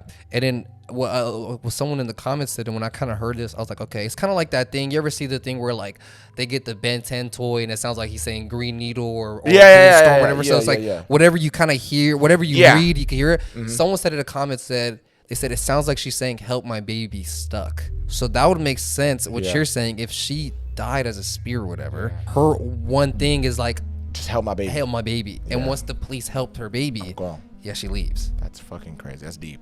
You know what I mean? That actually, that could still fit the phrase as well. Like I said, multiple police officers. Because even in the beginning of the clip, he says, like, Wayne over here, he calls over another police officer. Yes. And then him and a couple other police officers that were there, they all hurt her. That's what I'm trying to say. I don't think this is fake. I personally, as much as, you know, we always, because a lot of people, some people like on Reddit were like, it was her before she died or something. Like, she was still alive in there, and then she died when they flipped the car over there. But it's like, they literally did the autopsy, and they say that she died on impact. Yeah, come on, bro. And even if she didn't, she would have froze to death. I was gonna say, because her body, I think, was in the water. And let's add extra, bro. She sounded lively. Yes. Let's be honest. I don't think anybody's gonna be sitting in that water that long. Yeah. It's gonna sound like, "Help me, my baby is." Yeah, or help, we're stuck, or whatever. Yeah. Because the baby was passed out. Exactly. And also, the baby's 18 months old. There's no way the baby's going to be able to say something like that or even say anything. And you want to know the interesting part about it, bro? And I'm thinking, like, nigga, either it was her spirit or God or something or some an angel entity in there or some shit. How the hell did the baby survive? How did the baby survive? They said the baby was literally inches away from the water. That's what I mean. Nigga, anybody else, you're dead. You're freezing. That's what I mean. So there's something that, like, I don't know, bro. Imagine that. Like so an angel just like had a bubble around the baby or something like a warm bubble. Something. That kept the baby. Because, like, no way in hell, Mike, a car flips over in freezing degrees. Yeah. Cold out into the river. Falls into a river. Into a river. So mind you, it's already cold outside. The water. Then the water is absolutely ridiculous. And this baby sat in a cold ass car overnight in a river. And mind you, he's not touching the water, so that means that cold is still hitting. Yeah. Bro. Come on. How? And then when the police come, they hear that shit. Yeah, it's too many. This is what I try to say. I don't believe in coincidences like this. This is too many. That's too crazy. Like, I always said, bro, what are the odds of all these coincidences of certain things? I'm not going to sit here and just be like, oh, okay, well, I mean, what are the odds that this thing keeps popping up at every scene? Yeah. My nigga, it's probably real. Come on, bro. Or it's probably this or whatever the case may be. You feel what I'm saying? Like, even how we talked about the thing with aliens. Why do we keep seeing these big government guys talk about aliens and they all have the same story of it's these 3 orb things that start to circle around my shit or whatever the case may be. We've literally heard 3 or 4 different stories talking like that. And one of them was from one of the other homies. Shout out to the Clown Boys. Crazy. It's insane. Mind blowing, bro. So it's you kind of like there's other things on this world. There's other things 100%. In our earth, bro. There's other things around us, 100%. With us that are here at all times that we can't explain. 100%. And I think things like this is proof to me. Yes. What was that they heard that it's caught on fucking audio? That's what I'm saying. Like you could clearly hear somebody say something. You know what I mean? You could kind of make out a little bit of what they're trying to say. And I just think that some people are gonna sit there and be like, bro, it's obviously edited, or that's what I mean. Yes, it was a random noise that someone that if it just makes it sound like it's a person talking. Yeah, exactly. But it's like, dude, the police responded to it though. That's what I mean. It's very weird. You know what I'm saying? It's not like just a random audio that they didn't hear, and it was like an audio glitch from the audio. Yes. No, nigga, they heard it in person. Yes, that's why they responded. It's not like the nigga heard it on an intercom in his ear. Yes, he heard it in real life. It's just the body cam picks up sound. So this is the sound that they picked up from what it was, and the nigga heard it with his own ears, including everybody else there.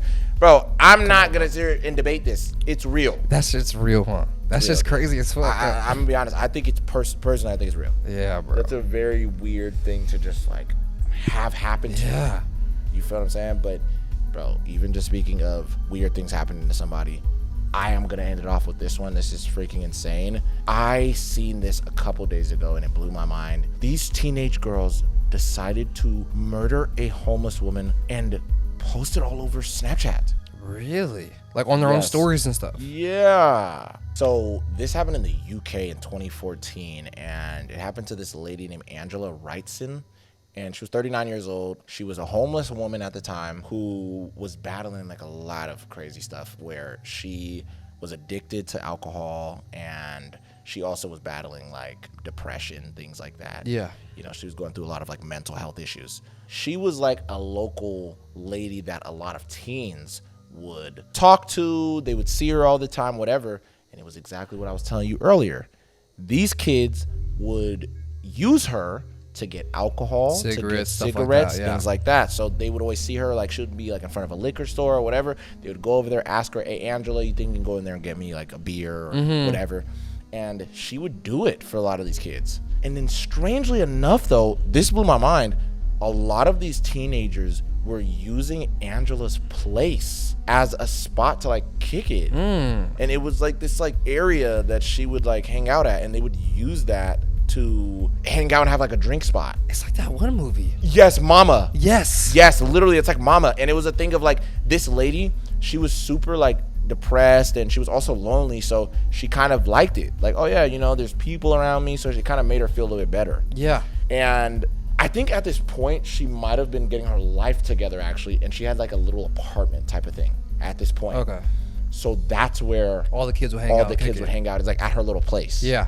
This would happen for a while. A bunch of kids would go over there, smoke, drink, whatever. This one day, she's outside like any other day, and these 2 teenage girls who I think were both about like 14 or 15. Well, one of them was, I think, like 16 years old, and the other one was younger. I don't remember how old she was. But pretty much the young one is the fucking leader. This girl is terrible, bro. Really? The young one? Yes, the younger one. I know, it blew my mind. They end up seeing this lady, Angela, and she's posted somewhere. They walk up to her. They ask her, hey, could you go and buy us alcohol? Angela's like, yeah, I guess I'll go get it. She goes and gets them a bottle. The girls go back to Angela's house with her to go hang out. This time it's different, though. Immediately when these girls get in, they had different plans. They started to jump her out of nowhere. And they're beating her up. They're like beating her with everything in her own house. Like they're hitting her with like shovels. They started beating her with like the dining room table. What? They started like, dude, everything, bro. They're punching her in the face, this, that. They're, threw her through like a bunch of stuff. Bro, it's crazy. These girls are just abusing her. And the whole time as they're doing that, they were recording themselves basically abusing this lady in this house, and they were starting to post those videos on Snapchat. Wow. So then they gradually were showing what they were doing to this lady as they were posting it all on Snapchat. So after they pretty much like beating her up and recording and getting all this footage, and they even beat her up with the TV, bro. They're literally hitting her with the TV and stuff too. Yeah, these little girls are crazy. So after doing that for a while, they got scared because Angela's real friends, 2 of her friends that she had, I guess they came and they knocked on the door because they wanted to come hang out with her and like drink. So those girls go and hide, and they also hide Angela's body as well. She's still alive at this point, but she's like beat up to the next level. She can't really do nothing. So they all go and hide. These friends end up, I think they came inside the house. I don't know if one of them had a key or something. They come inside the house, they look around, they don't see that Angela's there. So they're like, oh, okay, maybe Angela left. Where the hell did she go? These girls waited the entire time. And that's how you know how fucking like insane they are, that they wanted to wait. So they waited until the friends left, and right after that, they got right back as if they never stopped. Wow. They continued to keep beating her up, abusing her, doing all this crazy stuff. And they went so far that police literally said later, when they find this lady Angela's body, that the police found dirt in her vagina. What? Like hella dirt stuffed in there. Oh my God. And then ash from like a fire stuffed in her ears. Bro, what was they doing to her? They were just doing everything. That's what I'm trying to say, bro. It's like whatever you could think of, they were pretty much doing stuff to her. So after these girls got done, they just took another video of this lady destroyed, laying on a couch naked. They left her on the couch there. They took a video of her, bunch of pictures, and the girls just left. They were walking on the street. This is gonna blow your mind. These girls decided to call the police on themselves. Really? Yeah. They called the police as they were walking home. They called the police on themselves. Police come. They're like, what's going on? The girls go, well, we didn't have a ride and we didn't know how to get home. Could you help us get home? Wow. Police are like, I guess, sure. Police drops these girls home not knowing that they just committed a crime 20 minutes ago, bro. Yeah. Drops them home, dude. These girls go home. Police have no idea that they just dropped home. The criminals, these girls go and live their lives like it's nothing. I think the very next morning, the landlord of that place that the lady lives, he ends up going to her place, and he sees her in there on the couch, naked, destroyed.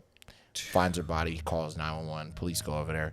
That's where they find her body, and they see all the stuff inside of her body and in her ears and all of her wounds and everything, bro. So pretty much these girls like abused this lady to death. And they just tortured her for the entire time and posted it on their Snapchats for other kids at school to see.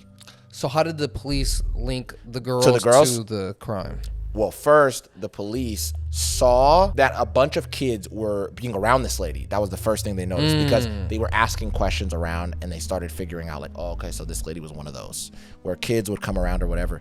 Then they also noticed the kids would come to her apartment because the landlord, other people were saying, we would always see kids being in and out of this lady's place. So then they ended up realizing, okay, wait, the other night, those 2 girls were leaving that exact area right around the time that this crime could have been committed.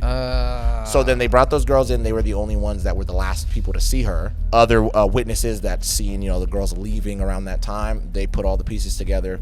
Police ended up pretty much putting everything together super easy. And both of the girls, the cops get them. They take them in. They got arrested in 2015. like when they fully, put them in jail and everything. But they got 15 years in prison. Just 15? Yeah, for murdering this lady. And I think it's torturing her. And torturing her, exactly. And I think it's because of their age. So both of these Are they going to end up trying them as adults when they get to that age? Yeah. I think they are adults now. But I'm saying, like, are they going to let them sit through that 15-year sentence? Oh, that whole time during it? Yeah. I'm pretty sure they're going to do, like, well, what they did was juvie type of thing. Then they graduated, went to, I think that's how they did it. Dude. Yeah. Only 15 years is crazy. I'm telling you, yeah. And police were super shocked as well to find out, because both of the girls were basically blaming each other, and they ended up finding out that it was actually the younger one who orchestrated the entire thing, and the other girl who's older was just being an idiot and a follower and decided to just join. And I'm not trying to take nothing away from her, but they both did it. But the younger one was the ringleader. Blew my mind. Crazy. Yeah. So RIP this lady Angela, bro. Yeah, damn, they freaking tortured her. I'm telling you. And she was already dealing with so much other stuff herself, you know what I mean? Her mental health, her alcohol addiction, all of these type of things. And these kids just abused it. You feel what I'm saying? And that's why I said earlier, like, it's a little interesting that we were doing that. But we weren't going to, to their houses and shit. I'm pretty sure most of them didn't have a house, but, or an apartment or anything. But you know what I mean? It's like this is the extreme case of something like that. Yeah, it just kind of, and now that, like, I'm older and I'm able to, get things myself, it just kind of makes you think, like, damn, should I have been doing that as a kid? It's like, it's a little fucked up. It's a little weird. Like, I'm putting this person in that position where it's like, damn, he does want the $5 or the $3 of my change. So he's willing to go get a kid beer so he can just break get the law for me. You know what I'm saying? So he can get the $3. I think about that. Sometimes even when like sometimes even homeless guys who weren't homeless would do that for us. Yeah. And like I know. I'm like, I would never. If I'm at the liquor store and some kids come up to me like, hey, can you give us some Swishers or something like that? I'm like, nope. No. Yeah. Go find a fucking bum. Yeah, but how old are you? They're like, I'm 14. 14. Nah, bro. Yeah, like, you better go ask somebody else, little nigga. I would never do that, bro. I'm not doing it. That's fucking crazy. Even when I got to the age, like the first time I got to the age, I was like, oh shit, I'm walking in here. I'll still see them little niggas outside, and I'm still like, nigga, you better hate from outside the club. Yeah. Because you're not getting in. Yeah, I'm not going to be the one to fucking sneak you in here and shit. Hell nah, bro. That's crazy to me. I'm like, nigga, I'm not even going to sneak you drinks outside the club. I swear to God, yeah. Fuck all that. I'm not doing none of that shit. You feel me? I start sneaking out girls and shit for the nigga. Yeah, my boy's outside. Yeah, no, that's fucking insane, bro. The fact that they did this to where they were stuffing stuff inside her ears and her fucking private parts and stuff. Insanity, bro. Yeah, bro. These little girls. That's what I'm trying to say. It's the idea of who taught you this. How did you get so demonic at this age? What made you want to do shit like that? You feel what I'm saying? It's just the same thing as like those little kids that we talked about not too long ago, where they're like 10. I think the oldest was 10, and they all did that to that 4-year-old girl. Yeah, they said they all actually penetrated this little girl. Yeah, and then used like a stick and all this other stuff. It's crazy, bro. Bro, I'm being honest. As old as I am now, bro, me being 25 years old, I've never thought of anything like this, insane, even as a grown man. It's insane. I've never thought of anything in that realm ever. No, there are some crazy people out there. Those are some crazy ass kids out here too, bro. Yeah, bro.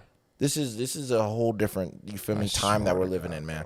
That kids can be this type of way. But we're going to get up out of here, bruh. Hopefully you guys enjoyed this episode. Hope you guys had a good holidays, good Christmas, good Kwanzaa, good Hanukkah, whatever you celebrate out there. Hope you guys had a good one. Hope you guys had a safe one. Yes. Hope you spent a lot of good time with friends, family, people you guys love and stuff like that. If not, y'all could have spent time with us. Yeah, exactly. You know what I mean? We're people that you guys love. Exactly. So we gonna catch y'all. Follow us on everything. TB4Y Podcast. Yeah. Spotify, Instagram, YouTube, TikTok, all that good stuff, man. Check out the new Couch Critics that we are about to do for Stranger Things. Yeah.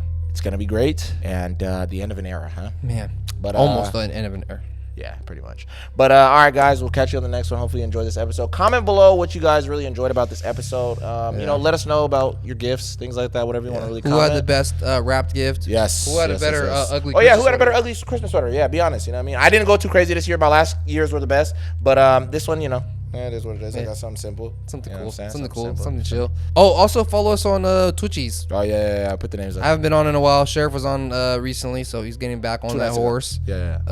I'm gonna jump back on it. All right. I know I gotta Hey, 2026, we're going crazy with the streams. 2026, we're going crazy with the streams, bro. Yeah. So lock in now. Yeah, I was gonna say lock in with everything. Get in the head. Lock in with everything. Yeah. Right? The Couch Critics, all that, all that. Shit. I'm telling you right now. 2026, we gonna go up. That's gonna be our year. Lock in now so that you could say like, damn, I was fucking with them. I was right there before they really went before they hit that, like before the cusp. You know what I'm saying? You feel me? Yeah, I'm already know. Tight shit. But yeah, we'll catch you guys on the next one. Thank you guys for watching. Yes. Hope you guys had some good holidays. Hope you guys had some cool gifts. Yes. And we'll see you guys on the next one.